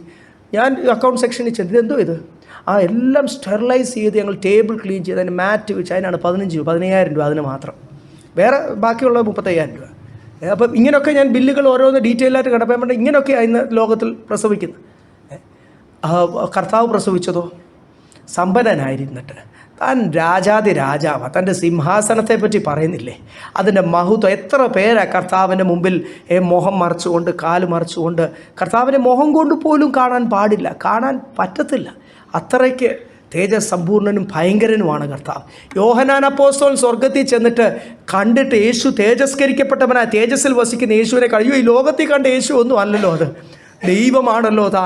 താൻ ഭയന്ന് എന്ത് ചെയ്തു? അല്ലല്ലോ, മരിച്ചവനെ പോലും വീണു. ദൂതനാണ് പിന്നെ എഴുന്നേൽപ്പിച്ച് ഭയപ്പെടണ്ട എന്ന് പറഞ്ഞിട്ട് കർത്താവ് എഴുന്നേൽപ്പിക്കുന്നത് നമ്മൾ കാണും. അതാണ് കർത്താവിൻ്റെ ശരിക്കുള്ള അവിടെ അനുസരണം മാത്രമേ. ഇപ്പോൾ കർത്താവ് പറഞ്ഞ ഇവിടെ ലോകത്തിൽ എത്ര പേര് അനുസരിക്കും? നമ്മൾ അനുസരിക്കുമോ കംപ്ലീറ്റ്ലി? വചനം കംപ്ലീറ്റ്ലി അനുസരിക്കുമോ?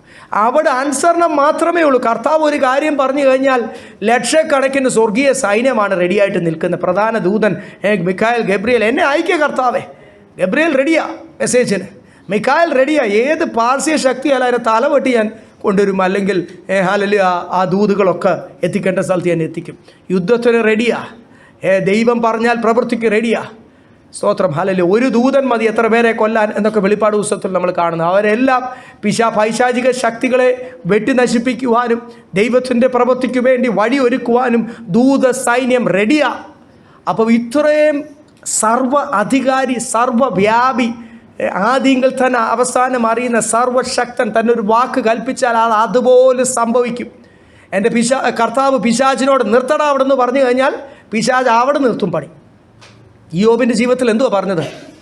അവൻ്റെ ദേഹത്ത് തൊടല്ല, നീ ചുറ്റിനുള്ളതൊക്കെ കളിച്ചോ, ദേഹത്ത് അവൻ്റെ ജീവനെ തൊടല്ല എന്ന് പറഞ്ഞു. വെളിപ്പാട് പുസ്തകത്തിൽ കാണുന്നുണ്ട്, ഓരോ പ്രാവശ്യവും കർത്താവ് കൽപ്പിക്കുക അന്തിക്രിസ്തുവിനോടും സാത്താനോടും, നീ ആ എണ്ണയും വീഞ്ഞും അവരുടെ ആഹാരത്തെ നീ തൊടല്ല. വേറെ സ്ഥലത്ത് പറഞ്ഞു, പച്ചിപ്പിനെ നീ എന്ത് ചെയ്യില്ല, തൊടല്ല. വെള്ളത്തെ നീ തൊടല്ല. ഇന്ന സമയം വരെയും അവരെ മുദ്ര ചെയ്ത് മാറ്റാം. അപ്പം സാത്താൻ്റെ മേൽ പോലും, സാത്താൻ വലിയ അലർന്ന സിംഹം പോലെ അലച്ച് വരുമ്പോൾ നമ്മൾ ചില കാര്യങ്ങളൊക്കെ പറയണം ഉറക്കം. നിൻ്റെ സാക്ഷ്യ വചനത്താൽ നീ സാത്താൻ്റെ മേൽ ജയം പ്രാപിക്കും. അലറി ഇങ്ങനെ ഈ പൂച്ചയൊക്കെ വരുന്നത് കണ്ടിട്ടുണ്ടോ? നിങ്ങൾ കണ്ടിട്ടുണ്ടോ? നമ്മൾ ഒത്തിരി പൂച്ചയെ വളർത്തുന്നത്. ഇപ്പോഴും ഉണ്ടൊരു പൂച്ച, വലിയൊരു പട്ടി വരുമ്പോൾ പട്ടിയുടെ അത്ര അങ്ങ് വലുപ്പം ഉണ്ടാക്കും. അതേ പൂച്ചയ്ക്ക് മാത്രമേ പറ്റത്തുള്ളൂ. ആ പുറമൊക്കെ അങ്ങോട്ട് ഇങ്ങനെ വെച്ചിട്ട് രോമം എല്ലാം എഴുന്നേറ്റ് അങ്ങ് നിൽക്കും. എന്നിട്ട് അങ്ങോട്ട് പട്ടിയെ പേടിപ്പിക്കുന്ന കാണണം, അടിക്കുന്ന കാണണം മുഖത്ത്. ഇതുപോലെ സാത്താൻ നമ്മുടെ അടുത്ത്, തിരിച്ചറിയില്ലാത്ത സാത്താൻ നമ്മുടെ അടുത്ത് പേടിപ്പിക്കാൻ വരുമ്പോൾ പറയടാ സാത്താനേ, നീ ഇന്ന് ജീവിക്കുന്നത് പോലെ, അല്ല നിന്നെ നേരത്തെ ചങ്ങലയിലിട്ട് കർത്താവ് എന്ത് ചെയ്തേനെ? അഗാധ കൂപത്തിൽ ആ നരകത്തിൻ്റെ അകത്ത് തള്ളിയിട്ടേനെ. നീ ഇന്ന് ഈ കിടന്ന് കളിക്കുന്ന ദൈവം നിനക്ക് ഫ്രീഡം തന്നിരിക്കുന്നുണ്ടല്ലേ? ദൈവം നിനക്കൊരു അതിര് വരച്ചിട്ടുണ്ട്. ദൈവം നിൻ്റെ ന്യായവിധിക്ക് ഒരു സമയം കൽപ്പിച്ചിട്ടുണ്ട്. നീ എന്തിനാടാ ഞാൻ എൻ്റെ ജീവിതം ദൈവത്തിന് കൊടുത്തല്ലേ? സാത്താനെ, നിനക്ക് എൻ്റെ ജീവിതത്തിൽ ഒന്നും ചെയ്യുവാൻ കഴിയത്തില്ല എന്ന് സാത്താനോട് മുഖത്ത് നോക്കി കൽപ്പിക്കുവാൻ എത്ര പേര് ആത്മാവിനാൽ ശക്തി പ്രാപിച്ചിട്ടുണ്ട്? Praise the Lord. ഹല്ലേലൂയ. ആത്മശക്തി പ്രാപിക്കണം ഈ ദിവസങ്ങൾ. സാത്താനോട് പറയണം, നിൻ്റെ കളി എൻ്റെ അടുത്ത് നടക്കത്തില്ല. ഞാനൊരു ജീവിതം കർത്താവിന് സമർപ്പിച്ചാൽ, നീ പോലും എൻ്റെ ദൈവത്തിൻ്റെ കൃപയാലാണ് ഇന്നും ജീവിക്കുന്നത്. നിനക്ക് എന്തെങ്കിലും എൻ്റെ ജീവിതത്തിൽ ചെയ്യണമെങ്കിൽ നീ ആദ്യം പോയി ദൈവത്തോട് അനുവാദം ചോദിക്കണം. ദൈവം അനുവദിക്കുന്നത് മാത്രമേ നിനക്ക് പോലും എൻ്റെ ജീവിതത്തിൽ ചെയ്യുവാൻ കഴിയത്തുള്ളൂ. എന്നിട്ട് ആദ്യം നമ്മളൊന്ന് വിശ്വസിക്കണം. വിശ്വസിക്കുന്നോ? കൈവെക്കാൻ പറഞ്ഞപ്പോൾ ഓരോരുത്തരൊക്കെ ഉണ്ട് ഇങ്ങനെ ഒന്ന് പൊക്ക ദൈവമക്കളെ. I believe God controls the devil. സാത്താനെ പോലും നിയന്ത്രിക്കുന്ന ആരെയാ? അപ്പോൾ സാത്താനെയാണോ പേടിക്കേണ്ടത്? ദൈവത്തെയാണോ പേടിക്കേണ്ടത്? മന്ത്രവാദ ശക്തി, ആഭിചാര ശക്തി, ലോകത്തിലെ അന്യാരാധന ശക്തിയാണോ പേടിക്കേണ്ടത്? എല്ലാ മഹത്വത്തിലും വസിക്കുന്ന കർത്താവിനെയാണോ പേടിക്കേണ്ടത്? Fear God. ദൈവത്തെ ഭയപ്പെട്ട് അവൻ്റെ വചനങ്ങൾക്ക് കീഴ്പ്പെടുവീൻ. ആ വചനമാണ് നമ്മൾ വ്യക്തമായിട്ട് പഠിക്കും. നമ്മളിവിടെ വായിച്ചില്ലേ, അവൻ ഹല്ലേലൂയ സമ്പന്നനായിട്ടും, ഞാൻ പറഞ്ഞില്ലേ റോഡ് സൈഡിലാണ് താൻ പ്രസവിച്ചത്. താൻ ദൈവമായിരിക്കുമ്പോൾ പോലും എല്ലാം തൻ്റേതാണ്, എല്ലാം എൻ്റെ ദൈവത്തിൻ്റേതാണ്. പക്ഷേ ലോകത്തിൽ വന്നപ്പോൾ ഒരു സെൻറ്റ് സ്ഥലമുണ്ടായിരുന്നു, ഒരു ഭവനമുണ്ടായിരുന്നു. താൻ തന്നെപ്പറ്റി പറഞ്ഞത്, മനുഷ്യപുത്രന് തല ചായ്പാൻ വിശന്നിട്ട് ആരുടെയോ വസ്തുവിൽ നിന്ന് ചോളം ഒക്കെ പറിച്ച് തിന്ന വചനത്തിൽ നമ്മൾ കാണും. അതുപോലെ വിശന്നു. ടാക്സ് അടയ്ക്കുവാൻ പണമില്ലാതെ വരുന്ന സമയത്ത് ഒരു മീനിനെ പിടിച്ചിട്ട് ആ ചതുർദ്രഹ്മ പണം കൊടുത്തിട്ട് ടാക്സ് അടച്ച് നമുക്ക് കാണാം. അപ്പോൾ ഒന്നുമില്ല, താൻ ജീവിച്ചതും സാധാരണക്കാരനായിട്ട് ദരിദ്രനായിട്ട്, മരിച്ചതും എങ്ങനെയാ? ദരിദ്രനായിട്ട്. അപ്പോഴാണ് ഇവിടെ പാസ്റ്റർമാർ പറഞ്ഞത്, നിന്നെ അങ്ങ് അടിക്കടി അങ്ങ് ഉയർത്തും, അങ്ങ് ഉയർച്ച. ആരുടെ ഉയർച്ചയല്ല? ഈ കണ്ട മൂർത്തികളെ സേവിക്കുന്നവൻ അവർ നേർച്ച കാഴ്ചകൾ ചെയ്യുന്നത് ഉയർച്ചയ്ക്ക് വേണ്ടി. അതാണോ നമ്മുടെ കർത്താവിൻ്റെ പദ്ധതി? അവിടെ നിങ്ങൾ ആരും ഉയർച്ചയ്ക്ക് വേണ്ടി ഒന്നും പ്രാപിക്കല്ലേ. ദൈവസന്ധിയിൽ ഒന്ന് വിശ്വസ്തരായി തീരാൻ പ്രാർത്ഥിക്കും. ദൈവം നമ്മളെ പണിതുകൊണ്ടിരിക്കും. Let us be faithful to the calling. എന്നെ വിളിക്കൊന്ന് വിശ്വസ്തരായി തീരുമ്പോൾ നമ്മുടെ ഭൗമിക കാര്യങ്ങളെല്ലാം കർത്താവ് ചെയ്യും. ഈ അടിക്കടി ഉയർച്ചയും ലോകത്തിലെ മാനവും ഒക്കെ ഒന്ന് വിടുന്നേ. ഇതൊക്കെ കേൾക്കുന്നുണ്ടെങ്കിൽ ഈ ജഡത്തിനൊക്കെ ഒരു സുഖമാണ്. ഈ ടൈപ്പ് പ്രസംഗങ്ങളൊക്കെ കേൾക്കുമ്പോൾ ആ ജഡത്തിന് എല്ലാവരും ആമേനൊക്കെ പറയും. ഇതൊക്കെ കേൾക്കുമ്പോൾ ആമേൻ പറയാൻ ഇച്ചിരി പാടാണല്ലോ. വചനം കയ്പിച്ചിരിയും പുളിപ്പില്ലാത്ത അപ്പത്തോടുകൂടി. ഇതാണ് പ്രമാണം, ഇതാണ് സത്യവചനം, ഇതാണ് അപ്പോസ്തലന്മാർ പഠിപ്പിച്ചത്, ഇതാണ് ക്രിസ്തുവിൻ്റെ ക്രൂശിൻ്റെ വചനം. ഈ വചനം ഹല്ലേലൂയ അല്ലാതെ വേറൊരു മാർഗം സ്വർഗത്തിൽ ഇല്ല. എൻ്റെ യേശു കർത്താവിനോ സ്വന്തമായിട്ട് അടക്കാൻ ഒരു സ്ഥലമില്ലാഞ്ഞിട്ട്, അടക്കാനുള്ള കല്ലറ പോലും വേറൊരു മനുഷ്യന് വേണ്ടി പണിത് ആ മനുഷ്യന് വേണ്ടി ഇട്ടത് വാടകയ്ക്ക് ഇങ്ങോട്ട്. He borrowed praise the grave ഇല്ലേ? അടക്കുവാനൊരു സ്ഥലമില്ലാതെ സ്തോത്രം. സ്വന്തമായിട്ട് ഒന്നുമില്ല. ഇവിടെ എഴുതിയിരിക്കുന്നത് നമുക്ക് വേണ്ടി. ഹല്ലേലൂയ. പക്ഷെ ആ കർത്താവിൽ ആശ്രയിക്കുന്ന നമുക്ക് ഓരോരുത്തർക്കും കർത്താവ് സ്വർഗത്തിൽ ഒരു വലിയ മനോഹരമായ ഭവനം. ഇവിടെ ലോകത്തിൽ വന്നതല്ല കർത്താവ്, താൻ മനുഷ്യനായിട്ട് ദരിദ്രനായിട്ട് വന്നത് നമ്മളെ ക്രിസ്തുവിൽ സമ്പന്നരാക്കി ആ നിത്യഭവനത്തിൽ യോഗ്യർ. ആ ആത്മീയ അർത്ഥം, ആത്മീയ മർമ്മങ്ങൾ, ഈ വചനം ഒരിക്കലും നമ്മൾ അക്ഷരിക അർത്ഥം വെച്ച് അനലൈസ് ചെയ്ത് കഴിഞ്ഞാൽ എങ്ങും എത്തത്തില്ല അതേ മക്കളെ. അപ്പോഴാണ് ഈ സാധാരണ ആത്മാവില്ലാത്തവർ പ്രസംഗിക്കുന്നത് എങ്ങനെയാണ്? കർത്താവ് ദരിദ്രനായത് നമ്മളിവിടെ കോടീശ്വരന്മാരാക്കി തീർക്കുവാനൊക്കെ പൊട്ടത്തരങ്ങൾ പ്രസംഗിക്കും. അട്ടർ ഫൂളിഷ്നെസ് അല്ലേ, പൊട്ടത്തരമല്ലേ അത്? നമ്മളെ കോടീശ്വരന്മാരാക്കാനാണോ കർത്താവ് ദരിദ്രനായത്? അതിന് സ്വർഗത്തിലിരുന്നാൻ കൽപ്പിച്ചാൽ പോരെ. അതിന് കർത്താവ് എന്തിനാ ഇവിടെ വന്ന് നഗ്നനായതും തച്ചൻ്റെ മകനായിട്ടിരുന്നതും എല്ലാ കല്യാണത്തിന് ആഹാരം മുഴുവൻ തീർന്നാൽ പോലും എൻ്റെ കർത്താവിനെ ഏല വളമ്പത്തില്ല. കർത്താവ് മരത്തിൻ്റെ ചോട്ടിൽ കർത്താവ് ശിഷ്യന്മാർ നിൽക്കുക എന്ന് വെച്ചാൽ ഈ വാസ് സോ മച്ച് ഡിസ്പൈസ്ഡ്. തന്നെ വിളിച്ചുകൊണ്ടിരുന്നത് എങ്ങനെയാ? അപ്പനില്ലാതെ ഉണ്ടായവൻ. അങ്ങനല്ലേ? അറബ് കൾച്ചറും ജൂയിഷ് കൾച്ചറും ഞാനൊക്കെ അവിടെ ജനിച്ചു വളർന്നുകൊണ്ട് എനിക്കറിയാം. ഒരാളെ വിളിക്കുന്ന പോലും അപ്പൻ്റെ പേരിലാണ്. അപ്പൻ്റെ മകൻ എന്നാണ് എഴുതിയിരിക്കുന്നത്. ബിൻ അല്ലെ അബു എന്ന് പറഞ്ഞാൽ വിളിക്കുന്നത്. നിങ്ങൾ മത്തായി സുവിശേഷം 1-ാം അധ്യായത്തിലെടുക്കുക, വംശാവലി ഒന്ന് വായിച്ചു നോക്കുക. ഇന്ന അപ്പൻ്റെ മകൻ, ഇന്ന അപ്പൻ്റെ മകൻ, ഇന്ന അപ്പൻ്റെ മകൻ. പഴയ നിയമത്തിലൊക്കെ വംശാവലി എടുത്ത് വായിച്ചു നോക്കുക. അങ്ങനെ അപ്പൻ്റെ മകനാൽ അറിയപ്പെടേണ്ട യേശു കർത്താവ് അറിയപ്പെട്ടത് എങ്ങനെയാണ്? ഇവൻ ആ മറിയത്തിൻ്റെ മകനല്ലേ, അപ്പനില്ലാതെ ഉണ്ടായവൻ. അതിൻ്റെ അർത്ഥം എന്തുവാ? ഇംഗ്ലീഷിൽ ബാസ്റ്റേർഡ് എന്ന് പറയും, മലയാളത്തിൽ എന്തുവാ പറയുന്നത് നിങ്ങൾക്കറിയാം. എൻ്റെ കർത്താവിനെ അതുപോലും വിളിച്ചു. എന്തിനാ ഇതെല്ലാം കേട്ടത്? എൻ്റെ നിന്ന ചുമക്കുവാൻ, എൻ്റെ ശാപം ചുമക്കുവാൻ. കർത്താവിൻ്റെ മേശ നമ്മുടെ മുമ്പിലുണ്ടല്ലോ. ഒന്ന് മനസ്സിലാകുക ദൈവമക്കളെ, ഈ വില കൊടുത്തത് ഹല്ലേലൂയ നമുക്ക് വേണ്ടിയാണ്. എന്നിട്ട് കർത്താവ് പറഞ്ഞ 9-ാമത്തെ വാക്യം ഒന്നുകൂടി വായിച്ചിട്ട്. യെസ്, നമ്മുടെ കർത്താവായ യേശു ക്രിസ്തു സമ്പന്നനായിരുന്നിട്ടും അവന്റെ ദാരിദ്ര്യത്താൽ നിങ്ങൾ സമ്പന്നരാകേണ്ടത് നിങ്ങൾ നിമിത്തം ദരിദ്രനായി തീർന്ന കൃപ നിങ്ങൾ അറിയുന്നു. ഇതൊരു കൃപയാ. നിങ്ങൾ നിമിത്തം സ്വർഗീയ അനുഭവങ്ങളും സ്വർഗസുഖങ്ങളും എല്ലാം ഉപേക്ഷിക്കുവാൻ, നിങ്ങളെ ഒന്ന് രക്ഷയിലേക്ക് കൊണ്ടുവരുവാൻ, നിങ്ങളെ ഒന്ന് ആത്മാവിൽ ജീവിപ്പിക്കുവാൻ, നിങ്ങളെ നിങ്ങളുടെ ബന്ധനങ്ങളിൽ നിന്ന് വിടുവിക്കുവാൻ എൻ്റെ കർത്താവ് ഈ സ്വർഗീയ മഹിമയും സ്വർഗീയ സുഖവും ഒരു മനുഷ്യൻ കണ്ടിട്ടില്ലാത്ത ഒരു അതുപോലത്തെ കൊട്ടാരവും സ്വർഗീയ സുഖവും എല്ലാം, ആ സ്വർഗീയ അനുഭവങ്ങൾ, ആ സൂപ്പർ ലക്ഷറീസ് വിട്ടിട്ടാണ് എൻ്റെ കർത്താവ് ഈ മനുഷ്യൻ മുഖത്ത് തുപ്പി, മുടി പറിച്ചെടുത്തു, വസ്ത്രം പകച്ചെടുത്തു, നഗ്നനാക്കി അവിടെ നോക്കിയിട്ട് പിന്നെ ഇങ്ങനെ ആൾക്കാർ ഒന്ന് നോക്കുന്നവർ മുഖം മറയ്ക്കും. നിന്നയല്ലാതെ വേറൊന്നും എൻ്റെ കർത്താവ് ആ ഒരു ജീവിതകാലത്തും ശുശ്രൂഷകാലത്തും അനുഭവിച്ചില്ല. അങ്ങോട്ടും ഇങ്ങോട്ടും ഉന്തി അടിക്കാൻ വേണ്ടി ഓങ്ങി, എത്ര കുറ്റം ചെയ്യാത്തവൻ എത്ര കോടതിയിൽ അങ്ങോട്ടും ഇങ്ങോട്ടും എൻ്റെ കർത്താവിനെ എന്ത് ചെയ്തു? അവർ പരീക്ഷിച്ചു. ആ കൃപ, നിങ്ങൾ ആ വാക്യം ശ്രദ്ധിച്ചായിരുന്നോ? ഒന്നുകൂടെ, ആ കൃപ നിങ്ങൾ ഓർത്തുകൊള്ളുവീൻ. നിങ്ങൾ നിമിത്തം താൻ ദരിദ്രനായത്. നിങ്ങളുടെ വിടുതലായിരുന്നു കർത്താവിൻ്റെ മുമ്പിൽ, വേറെ ഒന്നുമല്ല. നിങ്ങളുടെ രക്ഷയായിരുന്നു കർത്താവിന്. നമ്മൾ ഇന്ന് കർത്താവിൽ അനുഭവിക്കുന്ന സന്തോഷമായിരുന്നു. ആ കൃപ നിങ്ങൾ അറിയുന്നുവല്ലോ. അപ്പോൾ ഇവിടെ ഈ അധ്യായത്തിൽ പറയുന്ന ഒരു പ്രത്യേക കൃപയെ പറ്റിയാണ്. കർത്താവിൻ്റെ ഇഷ്ടം നമ്മുടെ ജീവിതത്തിൽ നിവർത്തിക്കുന്ന ഒരു കൃപ. ദൈവത്തിൻ്റെ ഇഷ്ടം അതിനായിട്ട് സമ്പൂർണ്ണമായിട്ട് സമർപ്പിക്കുന്നു. ദൈവനാമ മഹത്വത്തിനായിട്ട് സമ്പൂർണ്ണമായിട്ട് സമർപ്പിക്കുന്നു. എന്നിൽ കൂടെ ദേശത്ത് കർത്താവിൻ്റെ നാമം ഉയരുവാൻ ഞാൻ എന്നെ തന്നെ സമ്പൂർണ്ണമായിട്ട് ആ കൃപ, ദാറ്റ് ഗ്രേസ് യേശുവിൻ്റെ ജീവിതം കാണിച്ചുകൊണ്ടാണ് പറയുന്നത്. താൻ ഹാലിൽ ഒന്നുമില്ലാതെ ഈ ലോകത്തിൽ വന്നത്. സ്തോത്രം, നമ്മളെ ക്രിസ്തുവിലൊന്ന് സമ്പന്നരാക്കുന്നത്. ആ മനസ്സാണ് നിങ്ങളിൽ വേണ്ടത്. ആ കൃപയാണ്. എത്ര പേരെ കൃപയ്ക്ക് വേണ്ടി പ്രാർത്ഥിക്കും? കൈയൊന്നും പൊക്കുന്നില്ല. Praise the Lord. Hallelujah, hallelujah. സ്തോത്രം. അത്ര ഡിസൈറബിൾ അല്ല, അത്ര ആഗ്രഹിക്കുന്ന വലിയ കാര്യമൊന്നും അല്ല.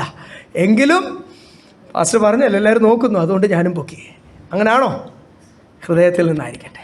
ആ കൃപയ്ക്ക് വേണ്ടി എത്ര പേര് ഇന്നോട്ട് പ്രാർത്ഥിക്കും? ഇതൊരു കൃപയാണ് ദൈവമക്കൾ. നിങ്ങൾ ആ അധ്യായമൊക്കെ ഒന്ന് വായിക്കാം. ആ അധ്യായമൊക്കെ ഒന്ന് വായിക്കുക. മറ്റുള്ളവരെ വിടുതൽ പ്രാപിക്കുവാൻ, അന്യാരാധനയിൽ കിടക്കുന്നവരെ രക്ഷയിൽ വരട്ടെ, ആചാരങ്ങൾ കിടക്കുന്നവർ വരട്ടെ, വിഗ്രഹത്തെ ആരാധിക്കുന്നവർ സത്യദൈവത്തെ ആരാധിക്കട്ടെ. ആ കൃപ ദൈവനാമ മഹത്വത്തിനായിട്ട് ഓരോ വ്യക്തിയെ ക്രിസ്തുവിൽ പണിതെടുക്കുവാൻ, എന്തു വിലയും കൊടുക്കുവാൻ ഐ ആം റെഡി. അല്ല, ദൈവസന്നിധിയിൽ തീരുമാനം എടുക്കുക ദൈവമക്കൾ. എന്തു വില കൊടുക്കുവാൻ? കർത്താവ് പറയുന്ന വില കൊടുക്കുവാൻ. ആ ഒരു റെഡിനെസ് കർത്താവ് മാനിക്കട്ടെ. ദൈവം നമ്മളെ കൊണ്ട് വരും ദിവസങ്ങൾ അനേകരുടെ ഉദ്ധാരണത്തിനായി, അനേകരുടെ വിടുതലിനായി, അനേകരുടെ പണിക്കായിട്ട് കർത്താവ് നമ്മളെ ഉപയോഗിക്കട്ടെ. ആരതിനു വേണ്ടി സമർപ്പിക്കും അവർക്ക് 100 ഇരട്ടി പ്രതിഫലം കിട്ടും. അല്ലാത്തവർക്ക് ദേ ആർ ദ ലൂസേഴ്സ്. വ്യക്തമാക്കും. ഇഷ്ടപ്പെട്ടാലും ഇഷ്ടപ്പെട്ടില്ലെങ്കിലും ഞാനും മനസ്സിലാകണം, ഞാൻ അവൈലബിൾ അല്ലെങ്കിൽ എനിക്കാ നഷ്ടം. കർത്താവിൻ്റെ വേലയ്ക്ക് ഒരു നഷ്ടവുമില്ല. അതുകൊണ്ട് മക്കതോനിയ സഭയുടെ മേലുള്ള കൃപ. അവസാനം ഇവിടെ പറയുന്നു ക്രിസ്തുവിൻ്റെ മേലുള്ള കൃപ. ആ മക്കതോനിയ സഭയുടെ മേലുള്ള കൃപ ഏതാണ്? ഈ അവസാനം 9-ാം വാക്യത്തിൽ വായിച്ചപ്പോൾ മനസ്സിലായില്ലേ? അത് ക്രിസ്തുവിൻ്റെ മേലുള്ള കൃപയാണ്. Let that grace be upon you. ആ കൃപ എന്നിൽ ഇന്ന് പ്രാർത്ഥിക്കാൻ ഒരു പുതിയ വിഷയം കൂടി കിട്ടിയില്ല ഈ ആഴ്ച. കർത്താവേ, ആ കൃപ എൻ്റെ മേലും പറ്റും. പരിശുദ്ധാത്മാവ് എല്ലാവരോടും ഒരുപോലെ സംസാരിക്കുന്നത് കേട്ടോ. മക്കതോനിയ സഭയോട് സംസാരിച്ച പോലെ തന്നെയാണ് കൊരിന്ത്യ സഭയോട് സംസാരിക്കുന്നത്. കൊരിന്ത്യ സഭയോട് സംസാരിച്ച പോലാണ് ഇന്ന് പകൽക്കാലം കൊച്ചിയിലെ സഭയോടും ഇവിടെ എറണാകുളത്തെ സഭയോടും സംസാരിക്കുന്നത്. നമ്മളോട് ഹല്ലേലൂയ. കർത്താവ് അതിനുവേണ്ടി തിരഞ്ഞെടുത്തിരിക്കുന്നതിനാൽ സ്തോത്രം. ദൈവസന്നിധിയിൽ